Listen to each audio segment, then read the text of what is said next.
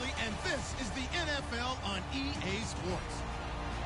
Tonight's matchup features two quarterbacks who will be trying to lead their team to victory. It's Manning's Giants going up against Bradford's Vikings. For the call, let's send you out to the broadcast booth, where we'll join our commentators, Brandon Guyton and Charles Davis. We are at the newest stadium in the NFL, and its inaugural year. There's a look inside U.S. Bank Stadium here in Minneapolis. Coming up, we've got what should prove to be a good one between the New York Giants and the Minnesota Vikings.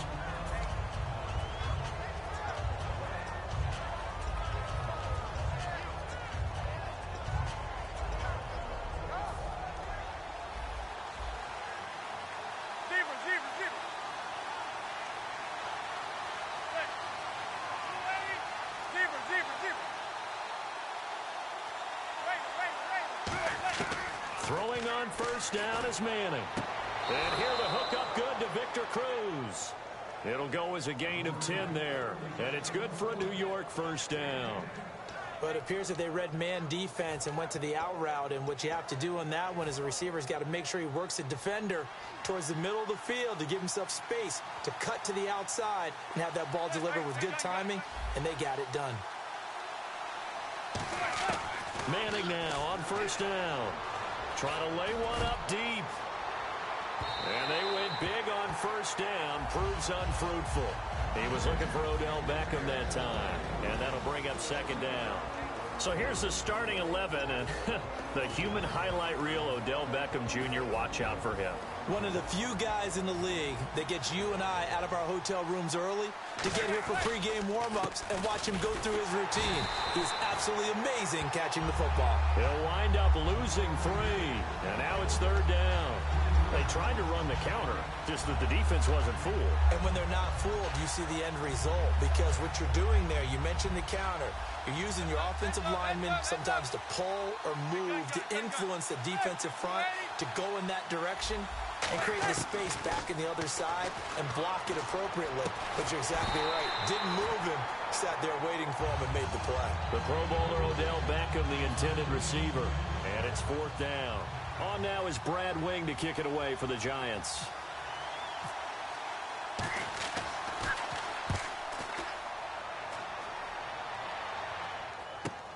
Take it in at the 22. A very good return there. Give him an even 20 yards.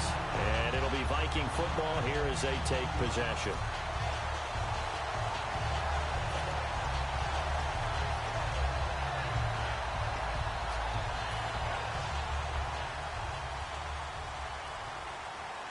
Possible run anticipation here as the D-line sandwiches together. Now the first carry for Adrian Peterson. And give him about 5 as he gets this up to the 48-yard line. First play of the drive, let's give credit all around. Excellent blocking, but the guy carrying the ball, he was the finisher. A really nice run.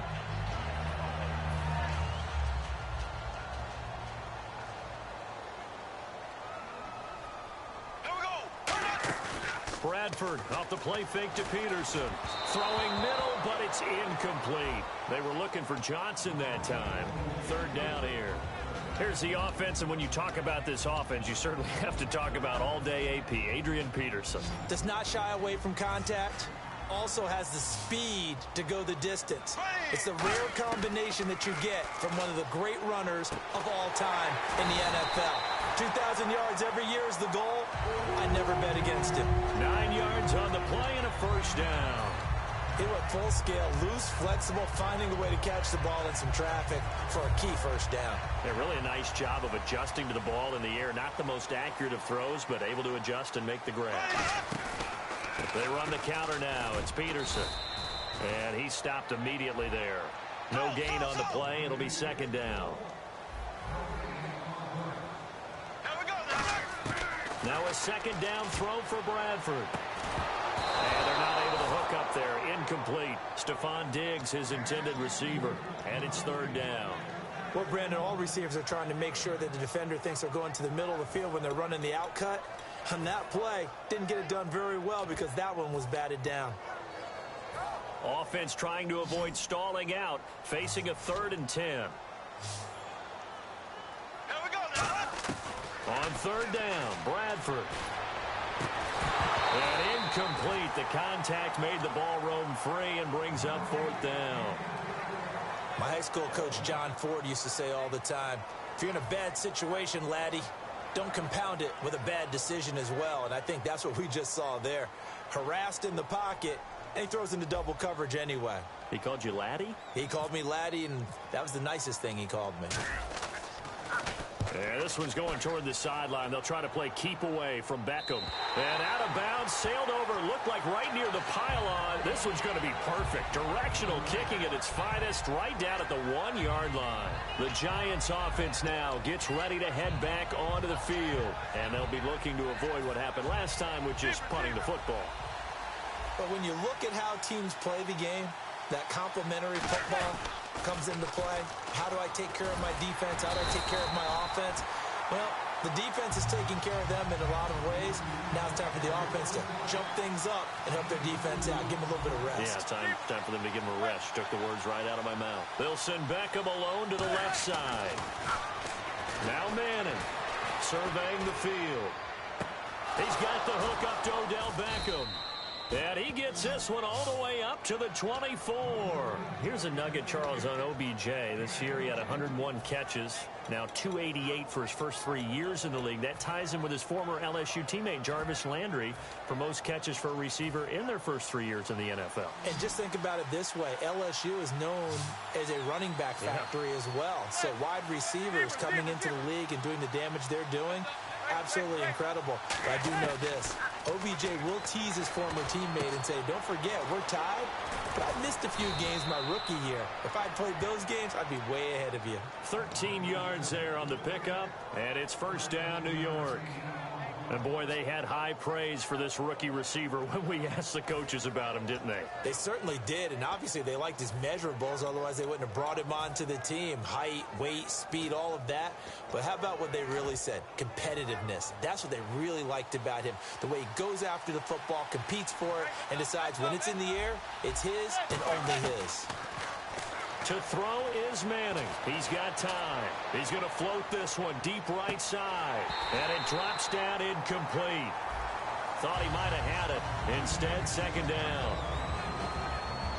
And a look at the Vikings defensive unit. Xavier Rhodes is a cornerback who does not mind being physical. Whether he's covering passes or coming up in the run game, he's going to be there to make an impact.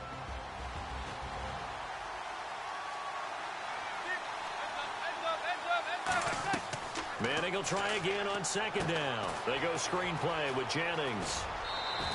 Give them 11 yards that time and a new set of downs. When you run a screen pass really well, you got to like the look of it because so many parts come together to make it work well. The offensive linemen, where they're faking people out, the back slipping out there, catching the football, then all of them going together as one unit downfield. A really nice pickup. So the offense has it first and 10. They'll send Beckham alone to the left side.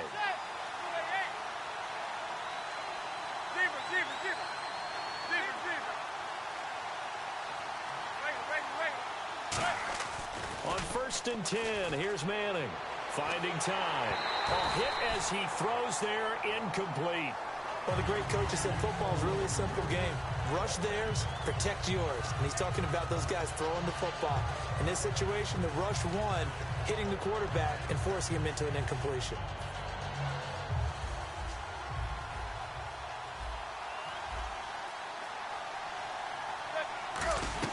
They'll run it now out of the gun. And taking it across midfield and inside the 45. A nice pickup there of 11 yards, and it'll move the sticks. I thought guys that were over 30 weren't supposed to run the football this well in the National Football League. How about that veteran leadership? A big-time run combined with some nice blocking by his offensive line, showing that the ins and outs of being a veteran still has his place in this league. His odometer is not totally turned over yet.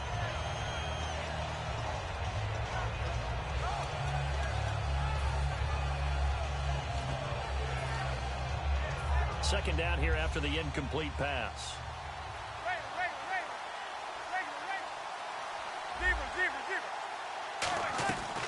Now a first carry here for Shane Vereen. And he's going to fight his way forward here for a modest gain. They get 6 here after the incompletion, and it'll leave them with a 3rd and 4.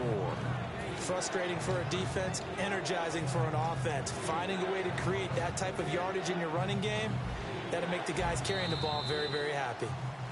Alongside Charles Davis, I'm Brandon Gaudin, and it's the Giants with the football here as we begin quarter number 2. They're on the march, but facing a 3rd down here.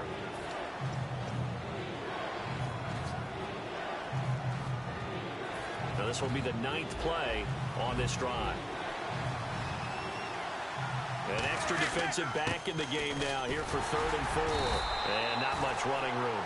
Down to the 32. And now the Vikings are going to stop it here on defense with a timeout.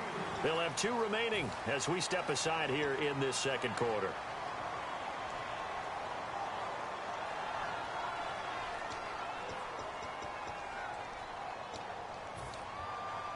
So they'll pass on what would have been a 49-yard field goal attempt, and they're going for it on 4th down.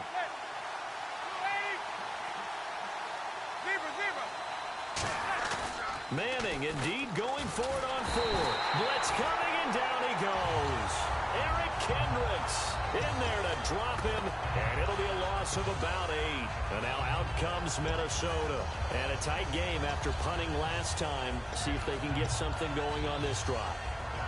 As they head to the field now, with the game this close, you've got to feel there's a sense of urgency for them going on offense right now. But they have to do it without letting panic creep in and affect their play. Now it's AP, Adrian Peterson. Now that play is blown up, losing yardage back at the 35. So a loss of 5, and it'll be 2nd down. Partner, that defensive win reminds me of something a coach of mine used to say all the time. If you really want it, you'll find a way to go get it. And the defense did exactly that. They'll come up now in the Wildcat package. And he'll get this up to about the 40. 5 yards will get them back to the original line of scrimmage, but now they're looking at 3rd and 10. Well, if you're a football guy, that's a pretty run because everyone is in sync right there. Obviously, the guy carrying the ball, but how about the people up front? Leverage, athleticism, they created some nice space for him. So 2nd down was a run play. Now let's see what they do on 3rd. Green, 90, black 58 rail, black 58 rail. Bradford to throw it this time. He's going to find his running back. It's complete. And he'll get it out a couple yards shy of midfield at the 48. And how about the call here? They need 2 yards in their own territory on 4th down, and they're going to go for it. A short game that doesn't get them the 1st down brings up a 4th down situation. Really nice job defensively. They knew where the sticks were. They got the stop before it. They'll indeed go for it. It's Bradford. Throws a quick hitter on the slant. That's complete. That one good for 10 yards. And they're able to pick up the conversion here on 4th down. As a defender, I always found the slant route extremely difficult to cover unless you're able to jump on top of it early, because once he gets his hands on the ball, he's at full speed going away from you. It all happens in the blink of an eye, doesn't it? It really does. The timing is so important. That ball's got to be out of the hands of the quarterback and to the receiver like that. And if it is, you often get a very successful play. And off comes to Peterson. Able to get away. That's why you keep the legs churning. And able to push his way forward here for a good little gain. He'll get a nice chunk there on the 1st down run, and it's 2nd and 4. Offensive linemen love creating space for their guys carrying the ball. But when that guy also breaks tackles and creates extra yardage, they almost feel like he's one of them, and they really embrace it.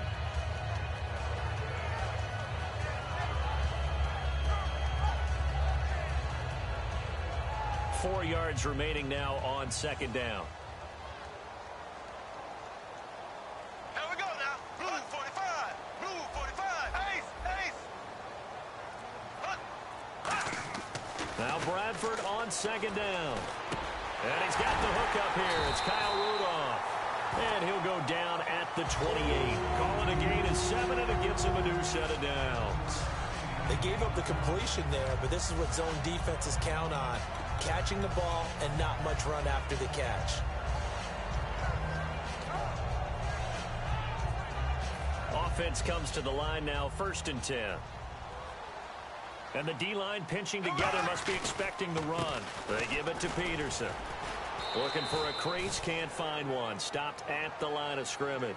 Just a yard on the first down carry, so it's 2nd and 9. Now that's the type of play that'll fire up a defense. Hold them to 1 yard on a first down run. It'll be interesting to see if the offense decides to press the run at all, or if they'll abandon it now after gaining only 1 on that play. And with that, it's 2-minute warning time here, the NFL on EA Sports.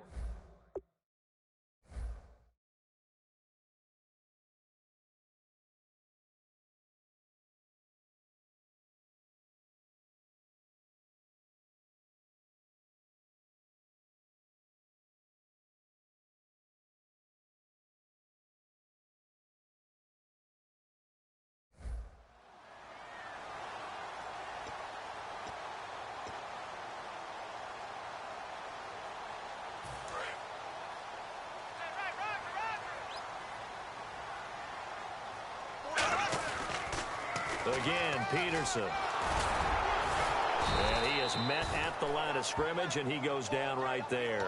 Back-to-back 1-yard runs here, so that leaves him with a 3rd down and 8. You know that old expression, it's not my night? It hasn't been his so far. I don't know if the legs are a little bit heavy. Sometimes having to hang out all day and play doesn't exactly play to your advantage, but it's been a tough go for him. Every time he looks up, somebody's there defensively. That was the same case on that play. They get only 4 that time as that leads us to a 4th down. Partner, I think that completion takes the definition of dink and dunk to a different level, doesn't it? And now the Giants will stop play as they take a timeout defensively. It's just their first, so they'll have 2 remaining here before we get to halftime.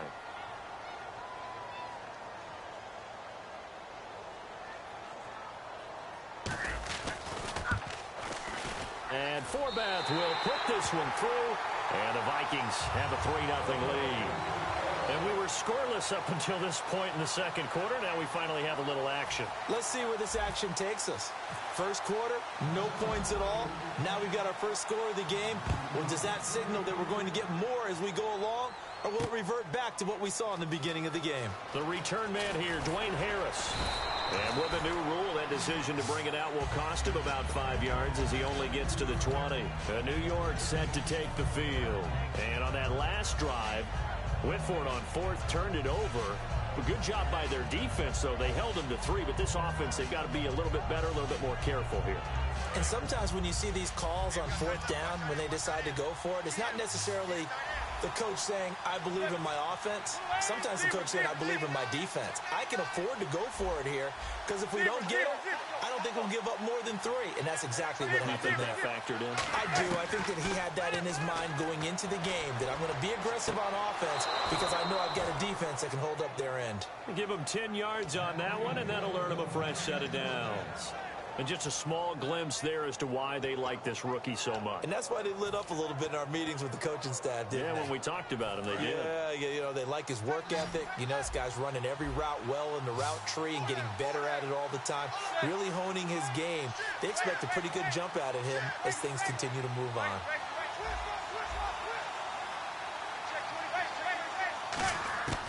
On first down, Manning.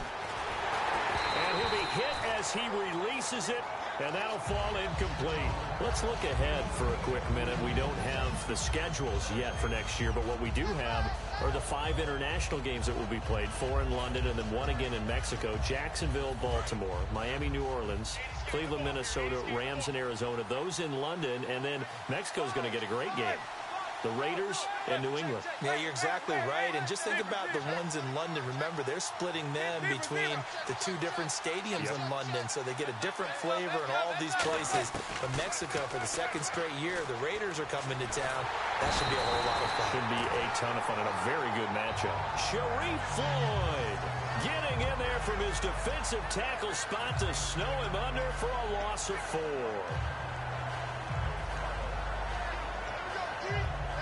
Second down, sack by the defense. What type of pressure will they bring here on 3rd? We'll see. On 3rd and long, it's Manning. A screen here to Vereen. And he'll get it up to the 33-yard line. Another timeout called by the Vikings now.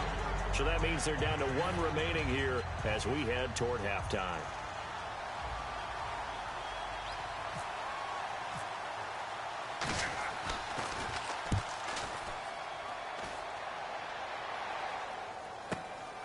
this will be taken at the 13. 51 yards on the punt there. And the Vikings will be backed up deep to begin their drive as they take over 1st and 10. The Vikings offense now, they get ready to head back on the field. And we'll see how this is played. Offensively, they've got the lead. Not a whole lot of time left. What do you think, Charles? Well, it's tempting to try and add to your lead, but a mistake there, that can change things in a big way. I say go ahead, take the knee, get on out for the half. And they're going to go soft on the corners. Here's Peterson as they begin on the ground. And good yardage as he gets this one up to about the 23. Just what you want on a first down run. Call it 8 yards. And it's 2nd and 2. They come out 5 wide. 3 of them to the right side. That's it for the first half. 2 more quarters to go. We'll have plenty more to see after the break. And we welcome you back now. Alongside Charles Davis, I'm Brandon Gaudin, getting set for quarter number 3 here. Both teams appear ready for the fight ahead, and we resume action here in quarter number 3.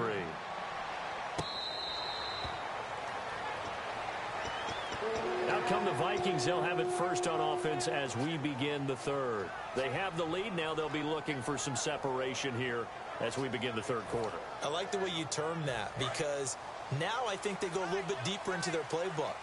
They like what they did in the first half. That worked okay. But in order to get the separation that you just talked about, change things up a little bit. Change your tendencies. Try and hit them a little bit more with some things they didn't see in the first half. We'll see if they do just that. And the offense behind the chains here a touch on 2nd and 11.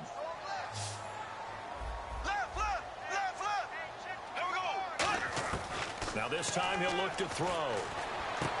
Left side caught by Diggs. 8 yards on the completion, but now they face 3rd down.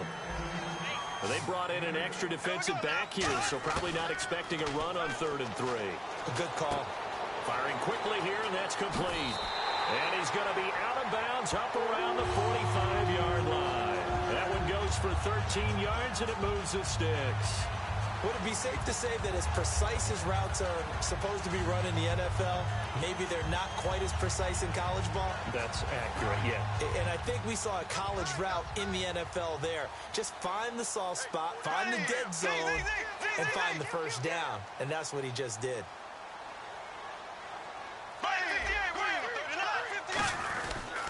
They run. Peterson. And he'll be taken down just shy of midfield after a gain of about 4. It was Jason Pierre-Paul who was able to get him down. It's been a struggle this entire game trying to move the ball on the ground. But every now and then you find a little chink in the armor, and that type of run right there lets them know that they can't stop every single run for almost no gain. Here we go now. A 10th carry now for Peterson. And he's going to be stopped up at about the 47-yard line. Give him 4 on the carry, and it'll make this a 3rd and about 2. And they're going to speed things up here. And 5 in the secondary now for the Giants on 3rd down. And he's able to find Diggs. A nice gain of 21 yards. He's such a good route runner. Shows it there on 3rd down. Very proficient and a good pass. And you know what I've observed over the years in the NFL? The better a route runner you are, the more confidence your guy's going to have in you to go to you in important times, because he can trust you being in the right spot, and they connected there and picked up a first down. Right, 58, right 4, check 4. Green, 39. Green, 39. First carry of the game here for Matt Asiata. And he went nowhere. He'll lose yardage back to the 29. It's a loss of 2 there, bringing up 2nd down.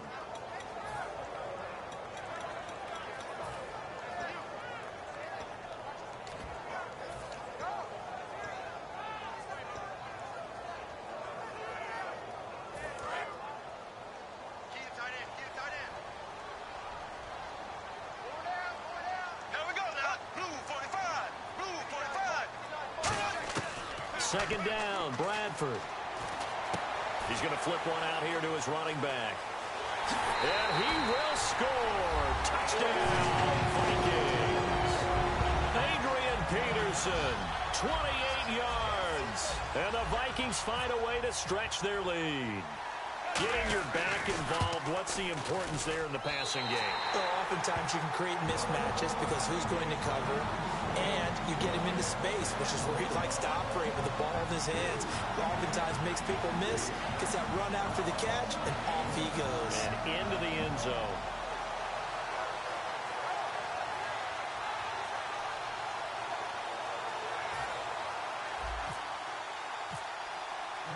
Format to send it away now following the touchdown. This is fielded a couple yards deep. And he'll wind up about 4 yards shy of where he would have been if he had taken a knee, as they'll start at the 21-yard line. Here's the Giants offense now getting set to start the third quarter. They're down in this game. A chance for the offense, though, to put something on the board, get some momentum here in half two. Try and get things kick-started for them. And you know at the half, they discussed how they were going to get that done. This is where scripting comes into play a lot of the time. How many plays do you script coming out of this? Most of the time in the first half, you're scripting 12 to 16. I think in the second half, you're really scripting more like 8 to 10. Kind of a starter or an opener, whatever terminology they use. Just something to get you off to a quick start. How many times do we say in this game that speed kills, and it does it in so many different ways? In this case, you got a back who's quick and shifty, can make moves, make people miss, but also gets to and through a hole before it can close down. That's some of the benefits of that speed, not just outrunning people in the secondary, and that led to a really nice game.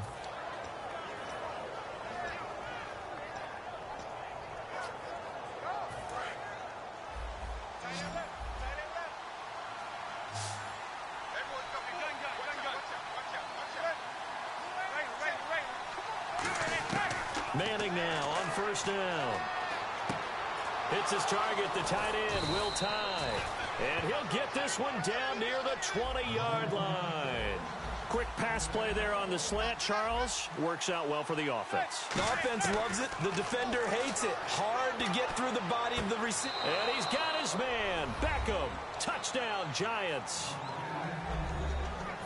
Beckham, a 20-yard touchdown. And the Giants able to get this back within a touchdown. And his kick is good. After the touchdown, it's Robbie Gould now to kick it away.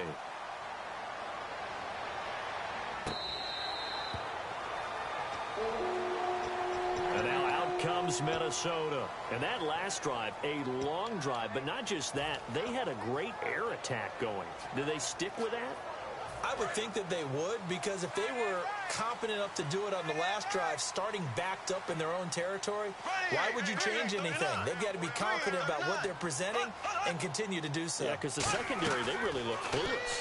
And that was amazing because that drive went and went, no adjustments, and no big plays by the defense to knock the ball away. A good gain of 14 there, and it moves the chains. And a nice little pass and catch there on the corner route. Set up very well by the receiver with a head and shoulder fake inside before he comes back downhill to his quarterback.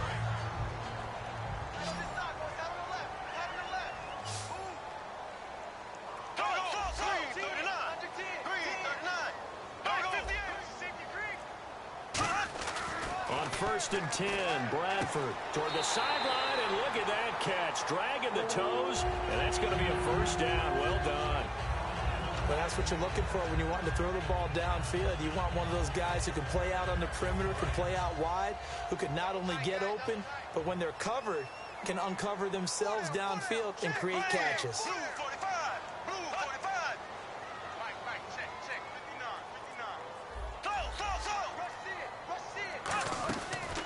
From the pistol, they run with Peterson. And he's going to be stopped up at about the 47-yard line. Call it a gain of 4 on first, and that'll make it second down. Well, so far, this game has gone the way the defensive coordinator had hoped. They've dictated things. They've not let them run the ball very well at all. They gave up a nice game there. I doubt it'll back off their confidence. They've played so well throughout this entire game. Back now at beautiful new U.S. Bank Stadium. It's been a very hotly contested game to this point. Just a field goal separating these two teams as we get set for the fourth quarter.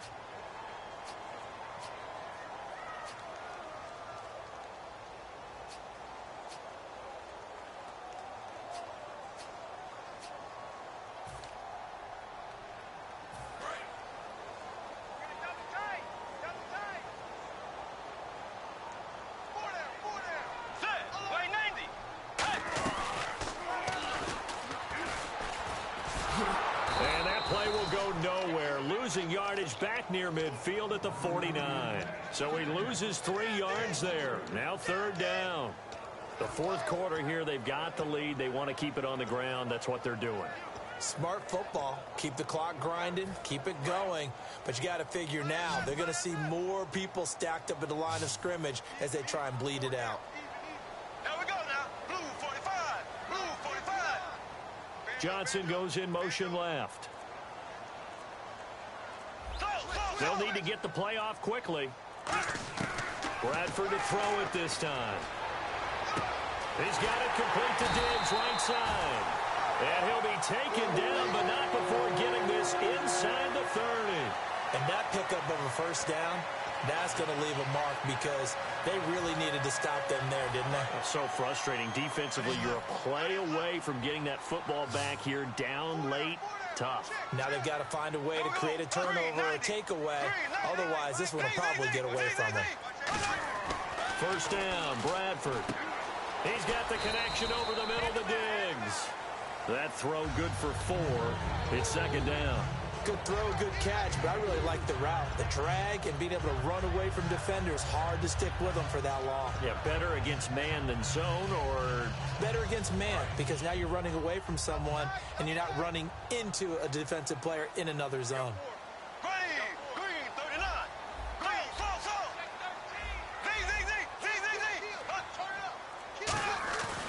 Back to the ground, Peterson. And he'll take this inside the 20 and down to the 18. Give him 4 on the carry, and it'll make this a 3rd and about 2. And in this situation with the lead 4th quarter, they're liking keeping the ball on the ground, I'm sure. That's just smart football, but you know the defense has to know it as well. They've got to stop them here. So now we're going to see that loading the box in a big way. 6, 7, 8, 9, whatever it's going to take, puts a little bit more pressure on your big offensive line. This has been a nice sustained drive, and after a run like that, I'd be surprised if they don't come back with even more running plays. So here we go, 1st and 10 now. Shift together here from the D-line. Peterson alone in the backfield. A 1st down throw for Bradford. This will be caught just inside the 10. And eventually stopped just shy of the goal line right around the 2. And they're going to hurry back to the line now. They'll run for it with Peterson. Only a yard that time, 2nd and goal. Just keep the ball on the ground. Do a little pounding. Chew up some clock. If they can get it in, that might be enough to get them home. And if not, the clock is definitely their friend. Well, just play after play after play on this long drive for the offense. Time for a break. We're back to see what happens after this.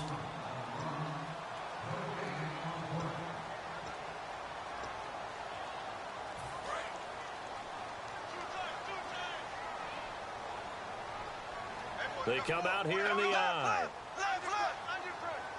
On the sneak, Bradford. He tried to break that plane but couldn't get there, and that's going to leave him now at 3rd and goal. And now the Giants will stop play as they take a timeout defensively. It's just their first. They've got 2 more to use here in the final stages. And they held them out on 2nd down, and now here's 3rd and goal. Here's Peterson on 3rd and goal. And now the Giants, they get the officials' attention and take another timeout. That'll leave them with just 1 remaining in this 4th quarter of play. So on 4th down, out trots the kicker in a big spot here from the right hash, and this one just a chippy. And Forbath will put this one through, and the lead stretches to 6 here. It's 13-7. So they get the 3 here, but you wonder whether that's going to be enough. Yeah, I mean, you've now made it so they need a touchdown rather than a field goal to catch them. But you're right. If they'd gotten 6 out of that drive, this would be a much different game. This is fielded a couple yards deep. And he'll wind up getting an extra couple yards here for his trouble as he'll bring this one out to the 27. Here's the Giant offense now as they get ready to take over here. And they're going to need another score. Got one last time, but still down here. When you're playing catch-up, Every possession becomes crucial, doesn't it? It's vital. Get back out on the field, punch it in the end zone again. They know it's not easy, but what they do have going for them, they did score the last time. They think they've got a good formula working. And what about the defense? Well, now you're just saying to yourself, okay, we gave up a score last time. What adjustments do we need to make to slow them down now and get the ball back for our own offense? Is it more pressure? Is it more zone? What do they have to do? They're trying to figure that out themselves. We'll see if they can figure that out right here. So the incomplete pass brings up second down.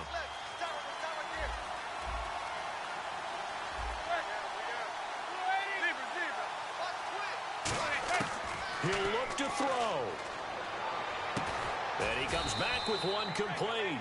And they're able to get this one across the 35.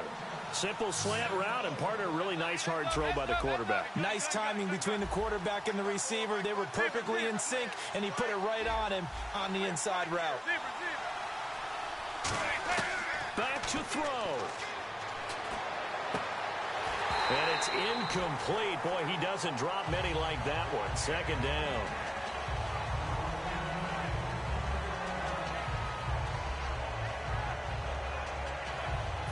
Offense still needing 10 yards. Second down. They'll send Beckham alone to the left side.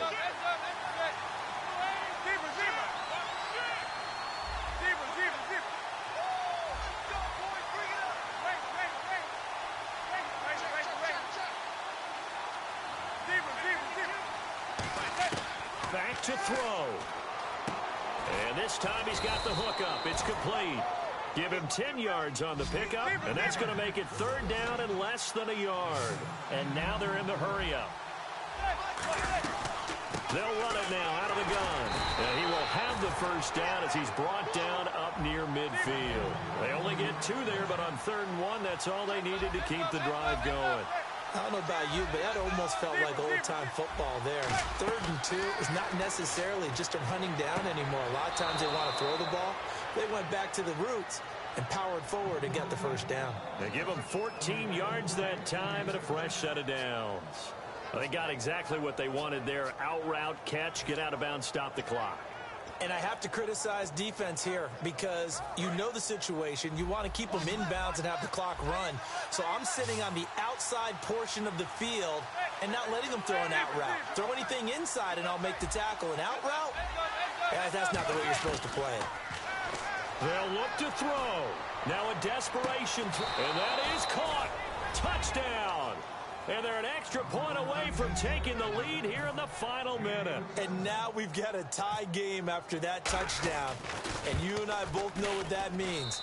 Extra point in this situation, this little time left, takes on some extra emphasis, doesn't it? It does indeed. Now inside the final minute, can they get it and hold on? After the touchdown, it's Robbie Gould now to kick it away.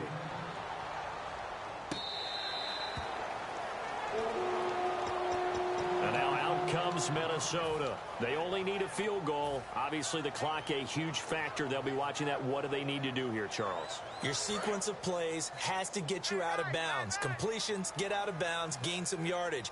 Then when the clock hits 7 seconds or left, now you've got a decision. Are you in field goal range, or is it Hail Mary time?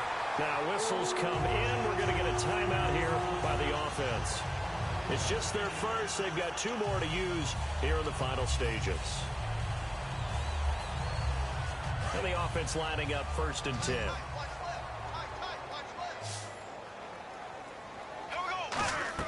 He's back to throw. He's got now a hit, and the ball comes out. Bradford has lost it. Now hold everything here. We're going to get a timeout by the offense. That'll leave them with just 1 remaining in this 4th quarter of play.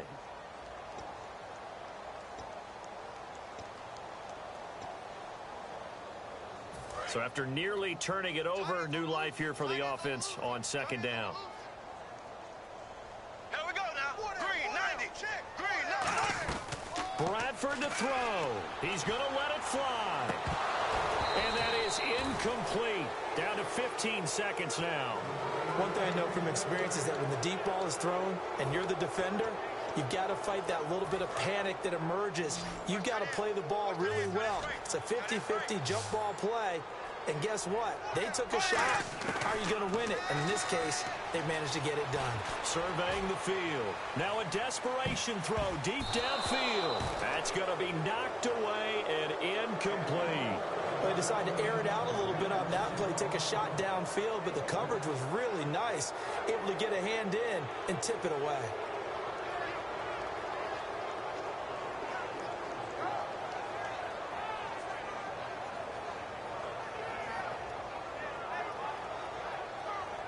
And how about this? 4th and long, and they're going to go for it. They'll put 2 receivers left, 2 to the right. Green, 90. Green, 90. Mike 5'9", Mike 5'9". Desperation time. Bradford on 4th down. He's going to let it fly. And, oh, a crusher there as it's intercepted. Picked off by Janoris Jenkins. And New York set to take the field. Only 1 timeout defensively, so this should just be a simple kneel down. I agree totally. I looked at my time management chart.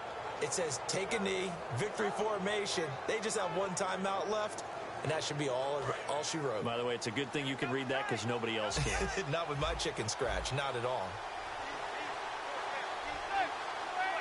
Victory all but assured now as they take a knee here, and they're going to escape with a 1-point victory.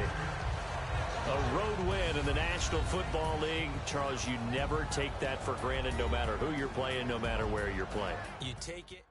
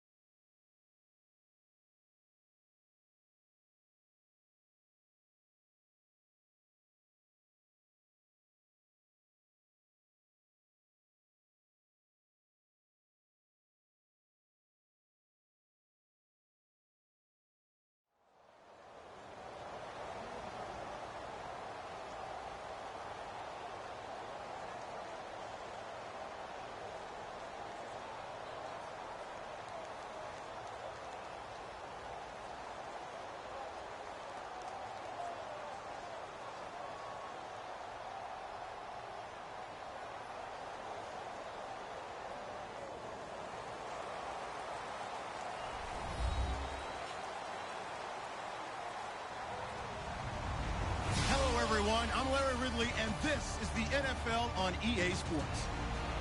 Anticipation is mounting for today's game, and we've got two quarterbacks looking to make an impact. It's the Texans going up against the Titans.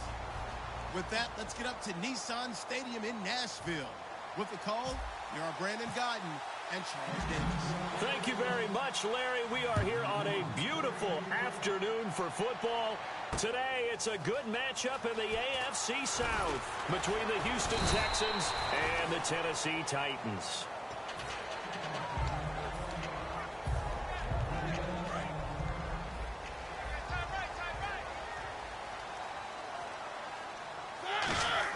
First down, Mariota. And this one caught by Delaney Walker. Walker will be 33 when the season starts in 2017. And he's kind of having a late career renaissance, if you will, isn't he? He certainly is. He went to his second straight Pro Bowl after the 2016 season. He did it as well in 2015. Those are the first two of his career. He'd always been behind other guys. Remember when he was in San Francisco? Wasn't the primary option at tight end? But he is in Tennessee. And he's kind of a new-age tight end, even though he's a little bit older. Can split out, run routes like a wide receiver, but he also can do the dirty work inside as a blocker. And depending on the type of screen called, especially when you're throwing it with one of your wideouts, it's different blocking. Sometimes you get great blocking from the other wide receivers helping you. And how about sometimes getting it from the offensive linemen who sell it like a regular screen pass and then get out in front of the receiver and help him get downfield. It's a loss of a yard there, and now second down. No surprise there, Jadeveon Clowney with a tackle for loss. We all know how he became one of the most famous players in football, though, don't we? Oh, that one play. Yeah, that one big-time play was on highlights everywhere. They want to see more of that here in the NFL. Kendall Wright, the intended target, and it'll bring up third down. And a lot of the weight of this offense falls on the shoulders of the running back. That's because the offense knows if they give him any openings, any opportunities, he can turn it into a big play at any time. On third down, Mariota. And he finds his target. It's Sharp. And into the end zone for a Tennessee touchdown. Tajay Sharp from 21 yards away. And the Titans take the ball down the field and score on their opening drive. Now it's Ryan Suckup on after the touchdown to kick it away. And this will be a touchback as that sails over the end line.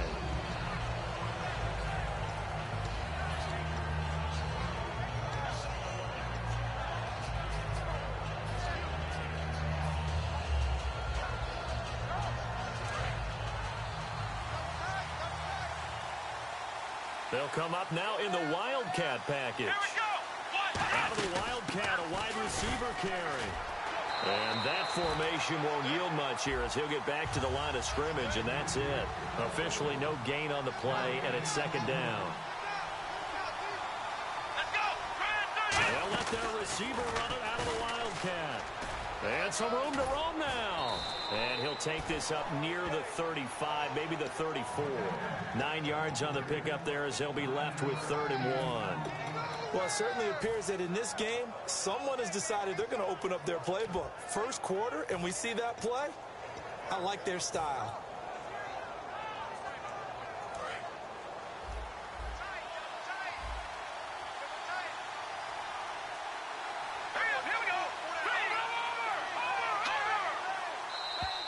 Oh, and the hard count might have got him. This might be a first down.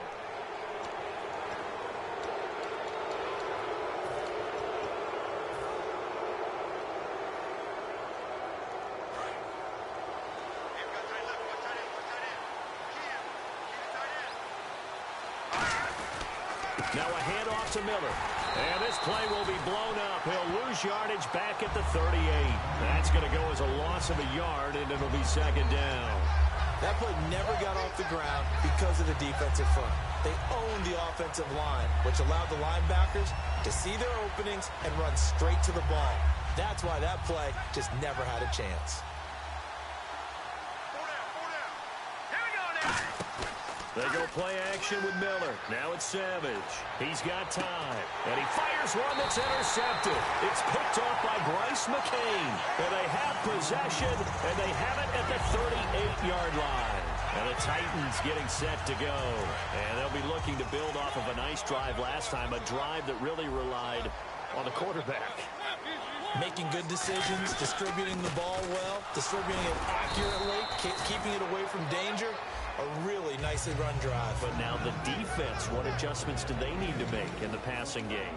Pass rush, pass rush, pass rush. Whether it's the guys up front or maybe you bring additional guys, but you've got to disrupt the timing of them throwing the football. We'll see if they can disrupt it here.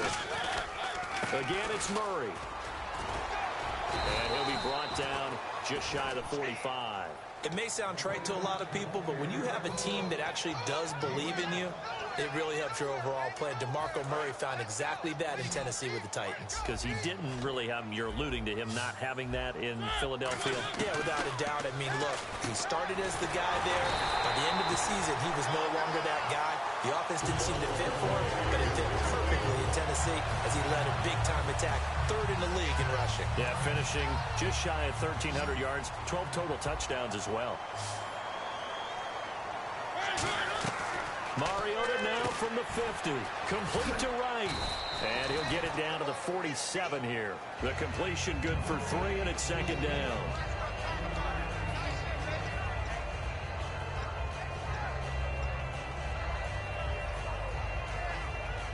Completed pass play. Now let's see if they go back to the air or to the ground. They'll come out in the pistol. Now a second down throw for Mariota. Wright's got it. And some room to work. That one goes for 24 yards. I like watching the wide receiver screen because it's a real teamwork play. And now the Texans are going to stop it as they signal for a timeout. They'll have 2 remaining as we step aside here in this first quarter.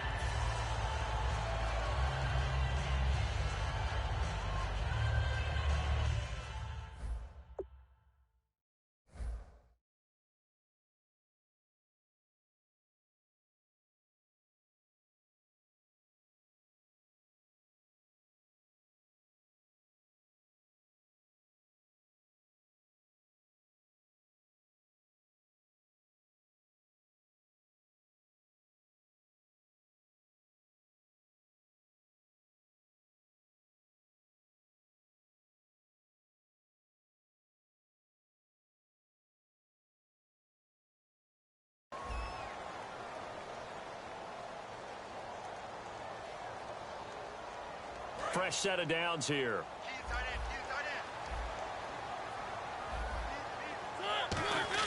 Mariota on first down. And his throw is incomplete. One of his main targets, Delaney Walker, the intended receiver. That'll bring up second down. Let's give some credit to the defensive guys on that play. Able to bat that one away. Sure looked like they were trying to hit the corner route. 1 receiver left, 2 to the right. To throw is Mariota. And the hit jarred it loose. It's incomplete.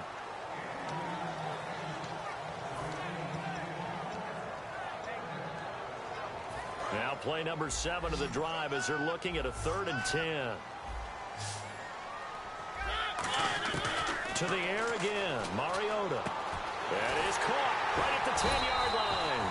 And he has the first down before he's tackled at the 5. I heard so much about the offense Marcus Mariota ran while he was at Oregon, about how people were just wide open, how he couldn't fail to hit them.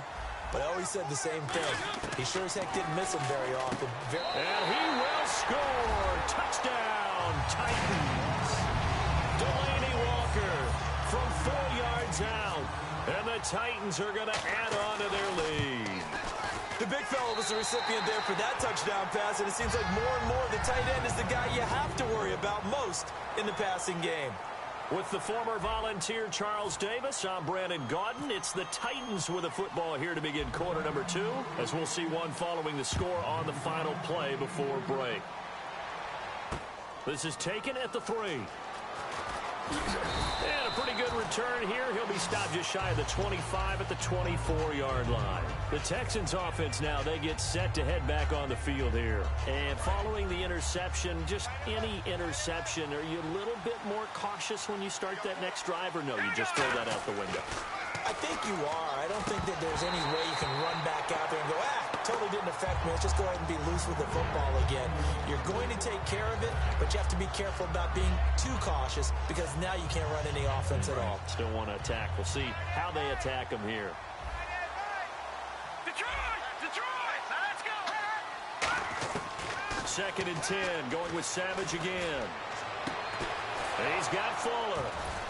And he's finally taken down, but not before getting across midfield and across the 45-yard line. There will always be a place for methodically marching the ball downfield. But when you can pick it up in big chunks and strike like that, have explosive plays, that's often the difference in winning and losing. Those types of plays that can knock a defense off balance, that'll drive a team towards a victory. Griffin's got it, middle of the field. A good pickup there, 8 yards on the first down completion.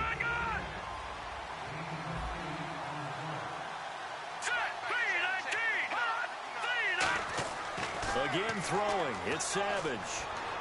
And to the left side, Fedorowicz has it. And the play goes nowhere, losing yardage. And the Titans going to signal for a timeout defensively. They'll have 2 remaining as we step aside here in this second quarter.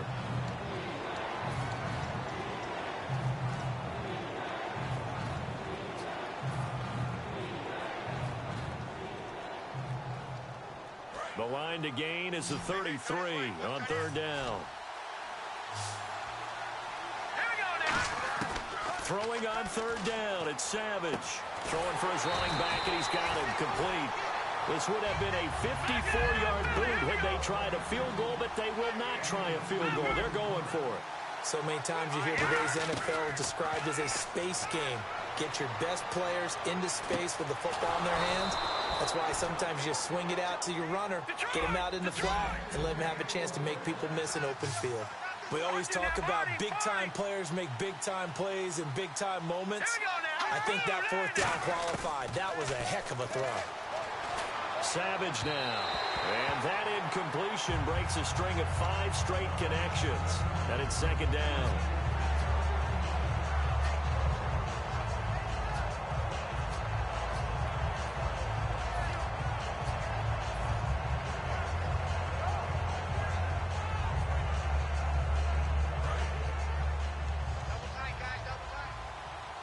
And again here, we'll see the Wildcat. Here we go. Direct snap this time. Miller. This is the running back, Blue. And that play is blown up, losing yardage back at the 35. It's a loss of 4. Now 3rd down. Partner, we're into the second quarter, and I guess you can kind of look at it both ways. The offense, they've got to figure out what they're going to do because they haven't scored any points. But if you're the defense, you're feeling great about what you got going on. The only concern you have, if you get to the half, what adjustments will the offense make to try to defeat you? Now it's Savage. The hook up on the right side to Hopkins. And he gets this one all the way down inside the 15. A good pickup there at 22. And those first downs do add up. The offense keeps the ball moving downfield and keeps their defense on the bench, giving them a chance to rest.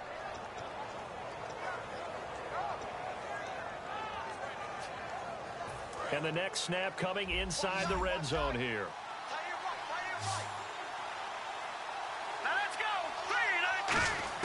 Now inside the red zone, Savage.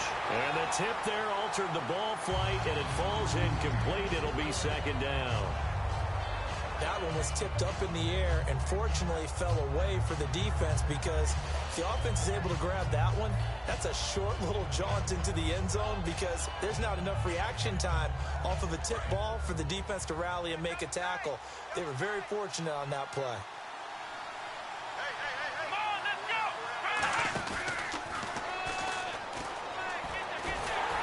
Trying to bounce it outside, but he's only able to get it back to the line of scrimmage. And they'll lose a yard that time, and that's going to lead to a 3rd down. So the myth has been shattered. Every cornerback in the league is not just a cover corner. Some of them will stick their nose in there and make plays exactly as we just saw there. A big loss suffered by the offense after that nice tackle. And that is caught. Touchdown, Texans. Will Fuller from 13 yards out. And the Texans draw a bit closer. As a former DB, you might not like to see that, but from a wide receiver's perspective, those are the plays they dream of. Correct on both counts, all right? Because once he took off, I mean, let's face it, that should have been done in Big Sky country. Aren't any speed limits out there? And off he went. Glad I wasn't the one trying to chase him. And they will not get a chance to return this one as it's through the end zone for a touchback. And here comes Tennessee as they get set to take the field. And that last drive, so effective in the passing game, resulting in the touchdown. Maybe not many people were focused on the trenches. There was good protection there. Excellent protection. So now defensively, you've almost got to get down to those starters blocks like you're a sprinter. Get lower than those guys on offense and find a way to roar through them or around them to get into the face of the passer. Easier said than done, though. Way easier said than done. But they've got to try something because right now they're just cutting them to shreds. Finding a safety valve here. That's complete. A minute 57 to go in this first half. Back to Tennessee after this.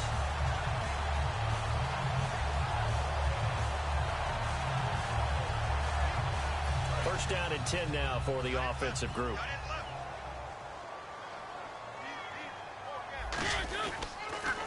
Here's the former Heisman winner. It's Derrick Henry. And he's got room. And all the way down to the 9. Well, the Texans want to call another timeout. So that means they're down to 1 remaining here as we head toward halftime.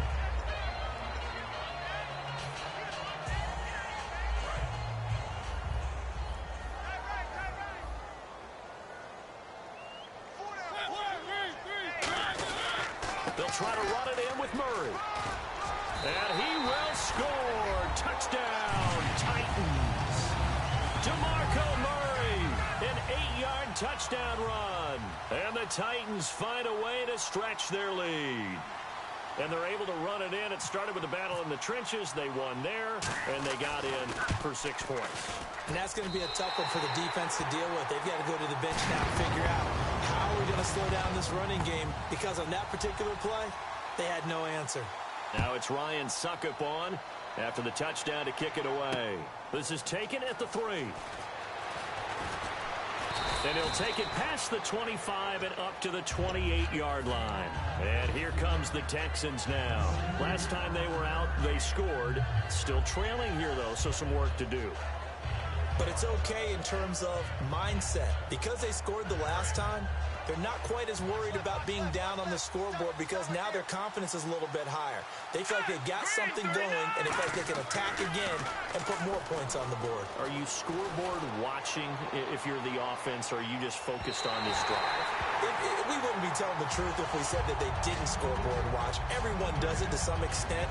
But you've got to set it aside right now and just focus on this series. That'll take care of the scoreboard if they punch it into the end zone.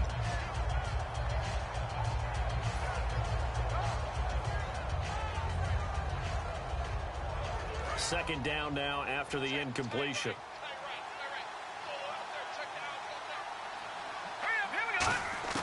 On 2nd and 10, Savage finding time. And he takes a shot on the release as this will be incomplete. It's always tough trying to keep your guy upright when he's trying to throw the football. When you're Now whistles come in. We're going to get a timeout here by the offense. And with halftime on the horizon, they'll be out of timeouts from here forward.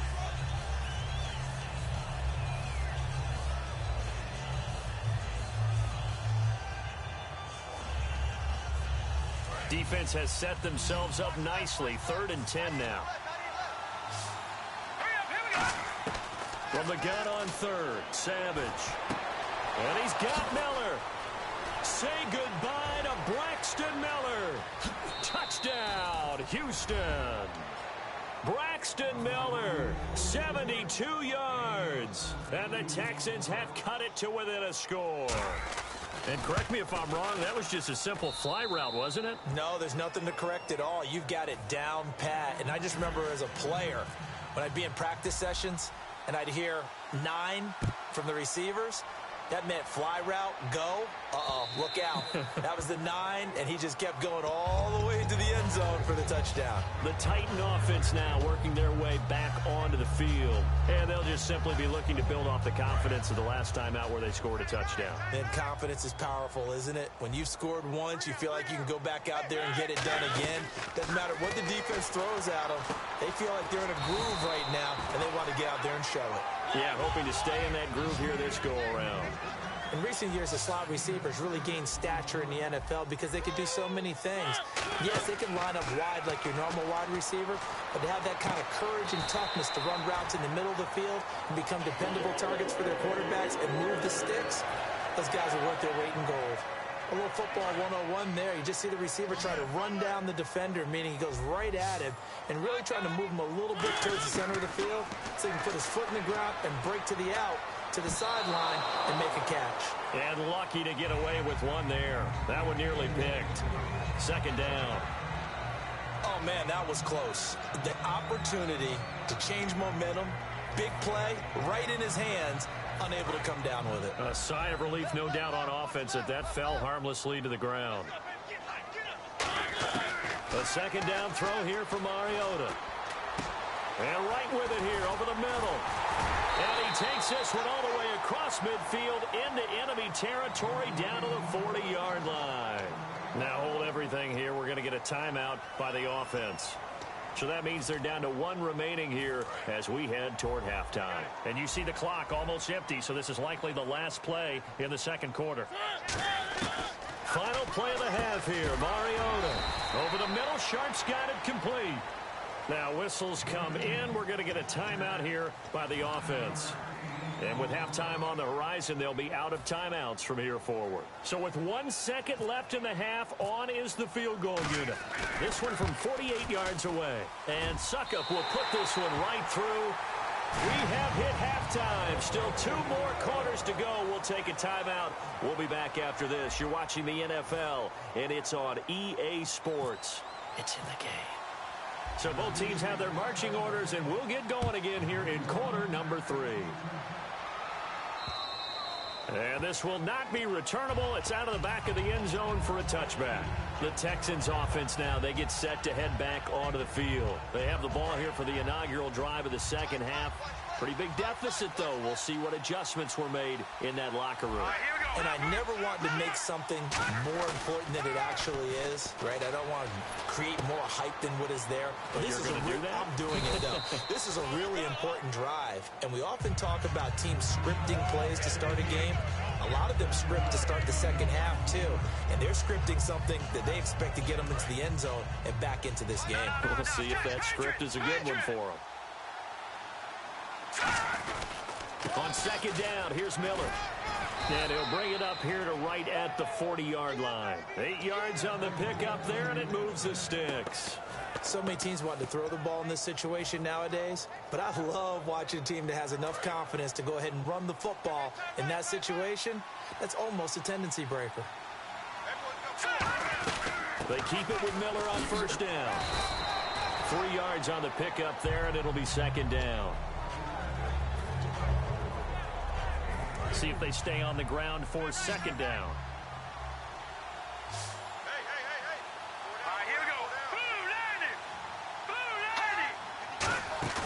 They go play action with Miller. Now it's Savage. He's got time in the pocket. He's going to float this one deep right side. And he'll take this one in for a Texans touchdown. Will Fuller, his second touchdown of the afternoon. And the Texans draw a bit closer. I know Paul Revere talked about by land or by sea, right? You know, 1 by land, 2 by sea. He didn't mention air because right now we're seeing a big-time performance, aren't we? That's 2 touchdowns so far in this game. Where'd you pull that one from? And, you know, every now and then I actually listened in history class. And you're just a scholar all the way around. You're reading all the time. I like that you fit that into the broadcast. You know, I just grab a nugget when I can. And a nice return sets them up pretty good here at the 30-yard line. The Titans offense gears up for their first possession of the second half.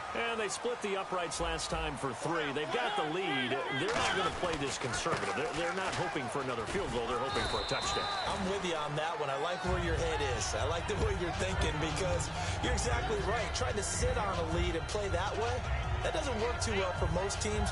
Run your offense. Run what you do best.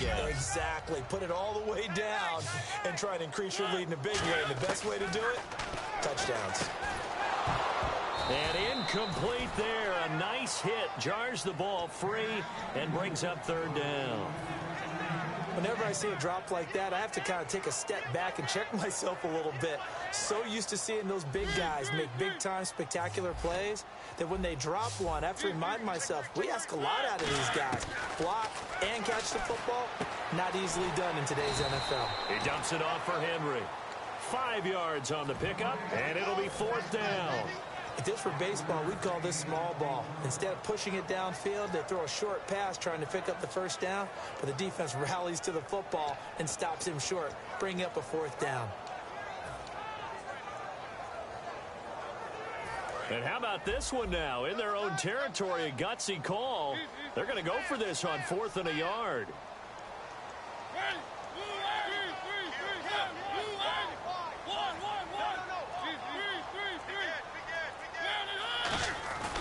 They'll try and run with Murray.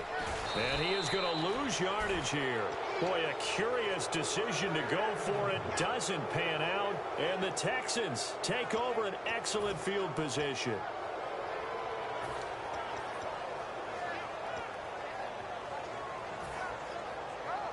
And a great spot to start this drive from here. They'll run it with a fullback Prosh. And he'll take this one down to the 36. 2 yards on the pickup there. It'll be 2nd and 8. Now that's the defense that they were looking for, being able to get extra bodies to the point of attack to deal with the big guy carrying the ball. You really don't want to be in a position where it's a one-on-one tackle with him. They come out with 1 back and 3 tight ends. Back to throw, Savage, and Anderson's got it. And he'll go down at the 28. It's an 8-yard pickup and leads to a new set of downs.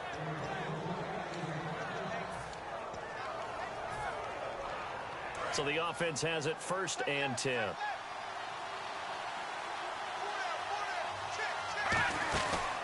On the counter, it's Miller. And he's got some space here. 9 yards is the pickup there, and they'll have a 2nd and 1. That was a good run, probably right on the edge of breaking into something really big. So the defensive guys right now are talking about, okay, what can we do to slow him down before he truly gets started?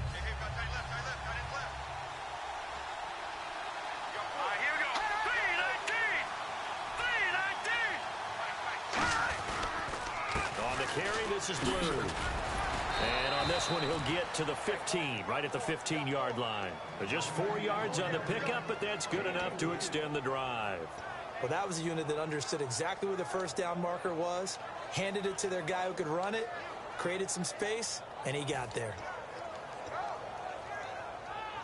Offense comes to the line now, 1st and 10. Miller, the lone setback.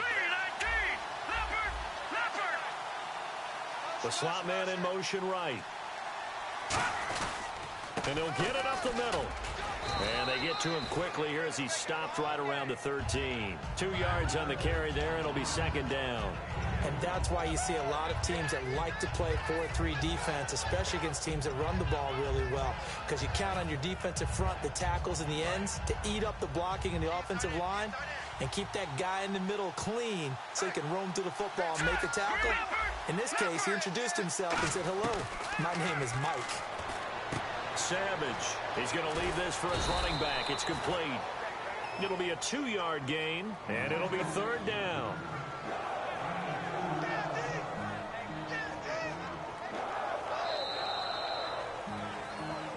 Back now in Nashville.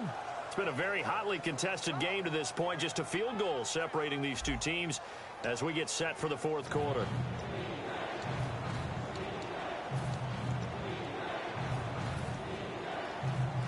And here comes play number 6 on this drive.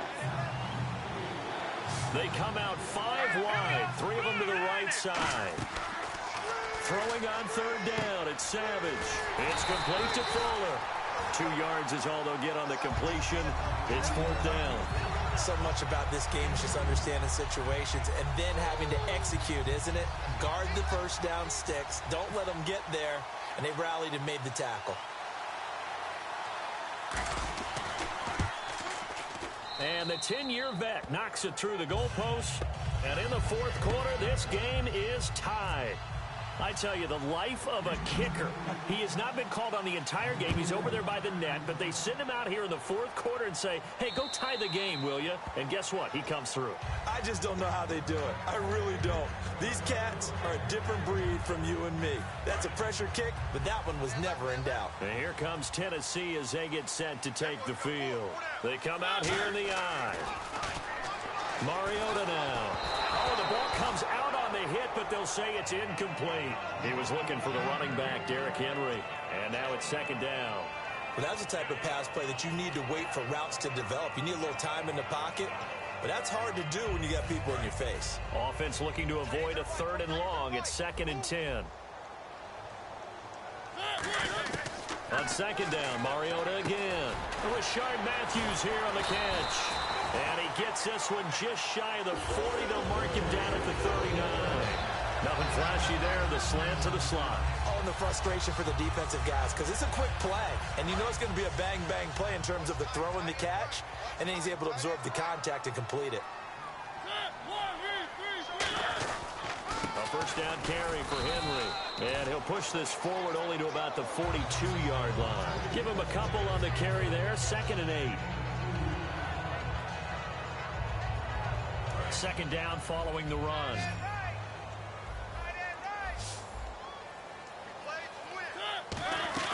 Second down, Mariota. Wright's got it.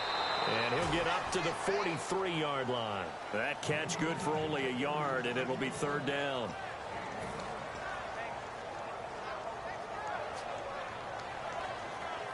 And the offense facing a 3rd and 6.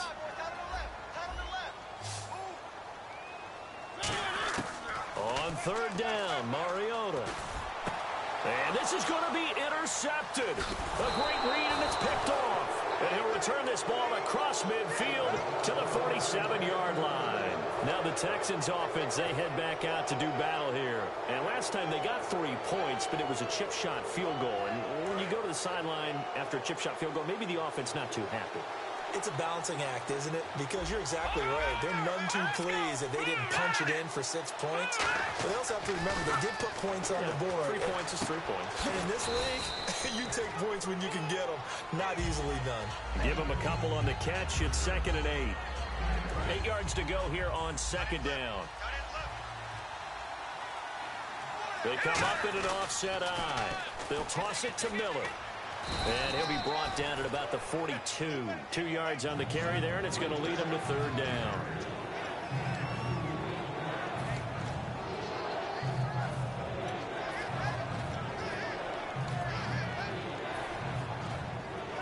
Hitting the home stretch here in a great game, a tie game. Let's see if the defense can get the stop they need to get the ball back. Play clock winding down. Now the Purdue man, this is Akeem Hunt. And able to break 1 tackle, but then quickly brought down. Give him 3 yards there as that'll take us to 4th down.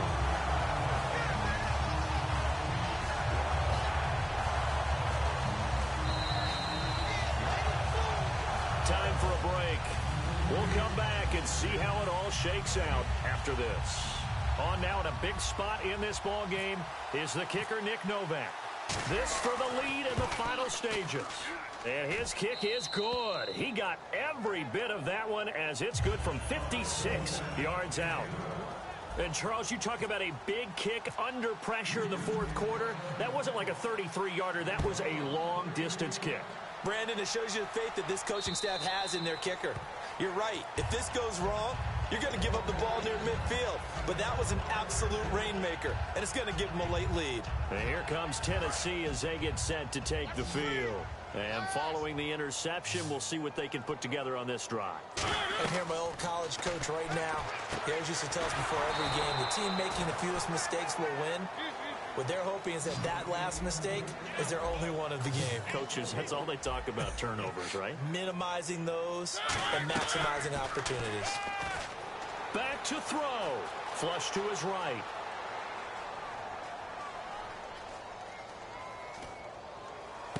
Got a man right side. It's Sharp. And they get him down, but not before he takes it across the 40-yard line. We talk about mobility on quarterbacks all the time. Here's where it really pays off. Able to move, evade, and is accurate throwing on the run and picking up a first down.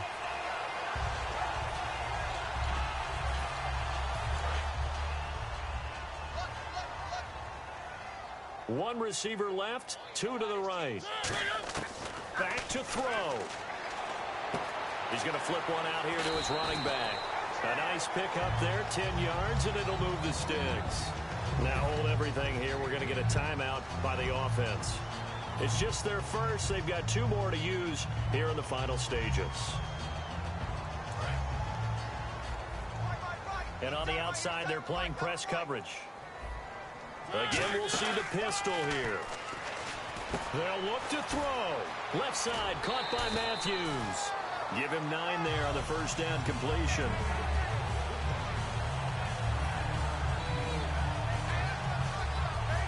So they complete the pass, and now they face a second down. Possible run anticipation here as the D-line sandwiches together. He'll look to throw. Walker with a grab, left side.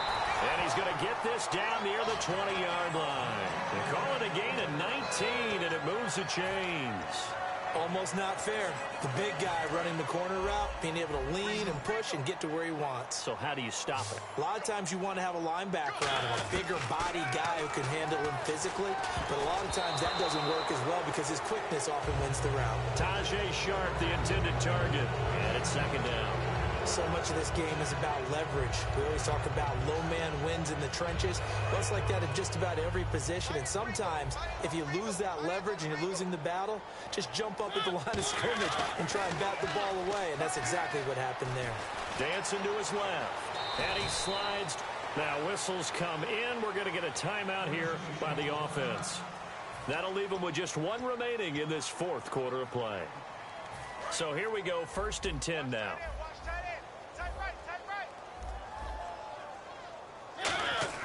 He's back to throw. Flushed out right. It'll be a pickup of 10 yards. And that'll bring up a 2nd and goal. And we have to give credit to him for buying time and extending the play. But you know, there's some really upset defenders on that one. They thought that they had him. Instead, he was coated in Teflon and got away.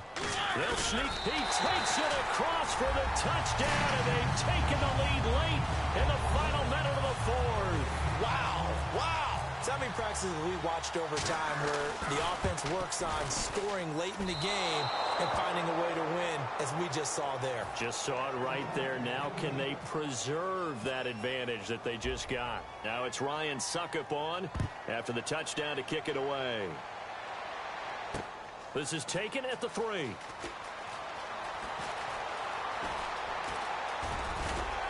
And he'll get it up across the 20 to the 21-yard line. And the Texans set to come onto the field. What do you do here down like this in this situation? Do you maybe just pick something out of the playbook you haven't called in a while, or you call it a day? You can do that, or you pick something that's a staple for you and should work better and try and execute that on the way out the door and maybe get back to base and feel a little bit. And, a crusher there as it's intercepted. Picked off by Wesley Woodyard. And he'll get this back to the 32-yard line. And here comes Tennessee as they get set to take the field. They have the 3-point lead. Defense did their job. Now, late game. Although it looks good, you know the coaches, they haven't counted this as a victory yet. I agree with you totally. Big applause for the defense. And now the Texans are going to stop it as they signal for a timeout. It's just their first. They've got 2 more to use here in the final stages. Again, it's Henry. And he'll take this inside the 30 to about the 29, maybe the 28-yard line. Give him 3 yards, and now they're left needing a conversion.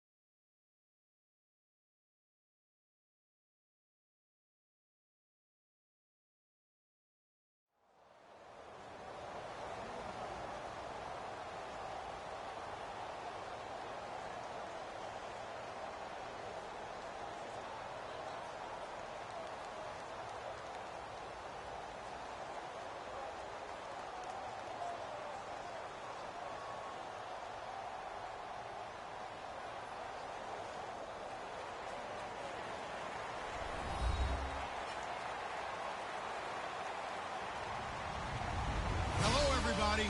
I'm Larry Ridley, and this is Madden 17 on EA Sports.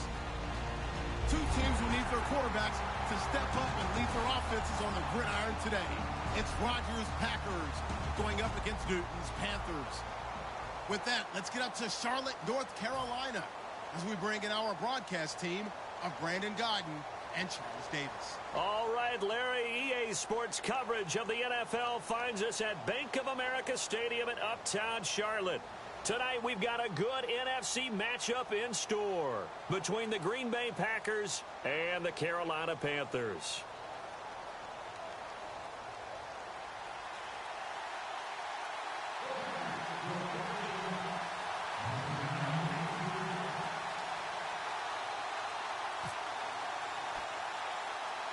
The veteran kicker Mason Crosby set to do the honors here. And off we go from Uptown Charlotte. On the return, it's Ted Ginn Jr. And they're going to start this drive in pretty good shape as they get it up past the 30.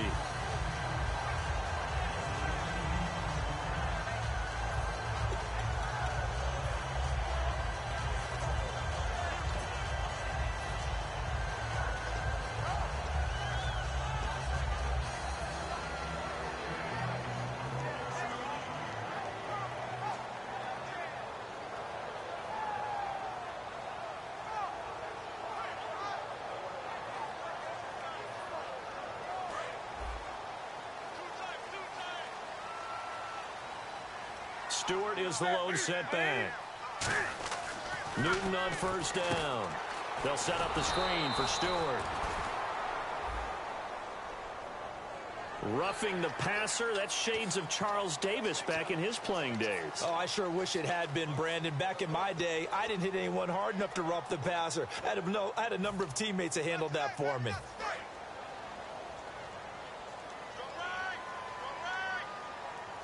They'll come out in the pistol.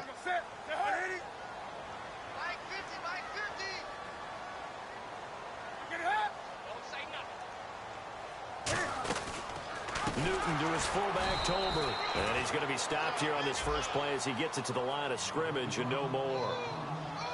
Tackle there by Clay Matthews. Here's the option going right. And he's going to be brought down inside the 45 at the 43. A good run as he works his way for 9 that time, and it'll leave him with a third and just a few inches.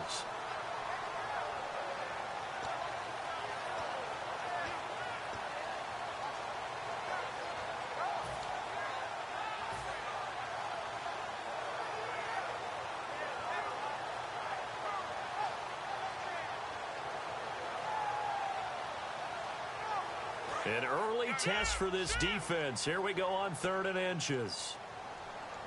And Newton's going to keep it. And he'll get nothing out of that one. I don't know about you, but I like this call. 3rd and inches, and instead of worrying about getting it back to a running back and maybe there's some penetration from the defensive front, just go ahead and take it, move forward, and pick up the first down. And as we say often, it shows confidence in your offensive line.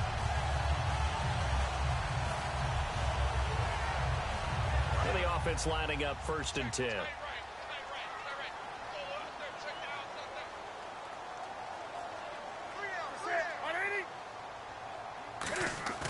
After the run, Newton going to throw. And this is a catch by Ted Ginn. All that, and it only nets him a yard. It's 2nd down.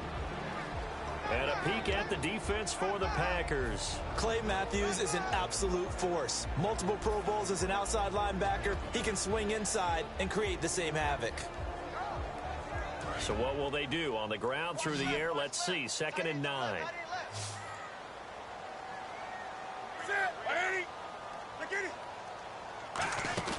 Here's Newton now on 2nd down.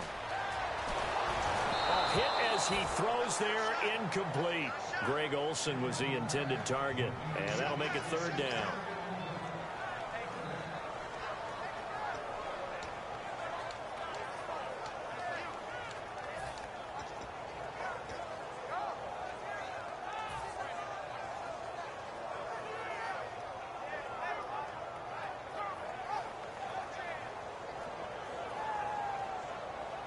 The line to gain is the 33 on 3rd down. Throwing on third down, Newton. And he'll be hit as he releases it, and that'll fall incomplete.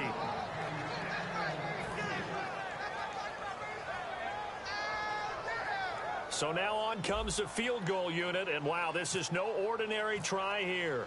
So this will be spotted on the midfield logo. It's a 58-yard attempt. And the first 3 points of the night belong to our home team as they get the field goal on the game's initial drive. A good, solid drive. It didn't wind up in the end zone, but that's okay.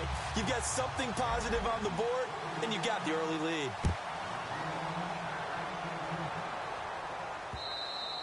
And that'll carry over the back line of the end zone for a touchback.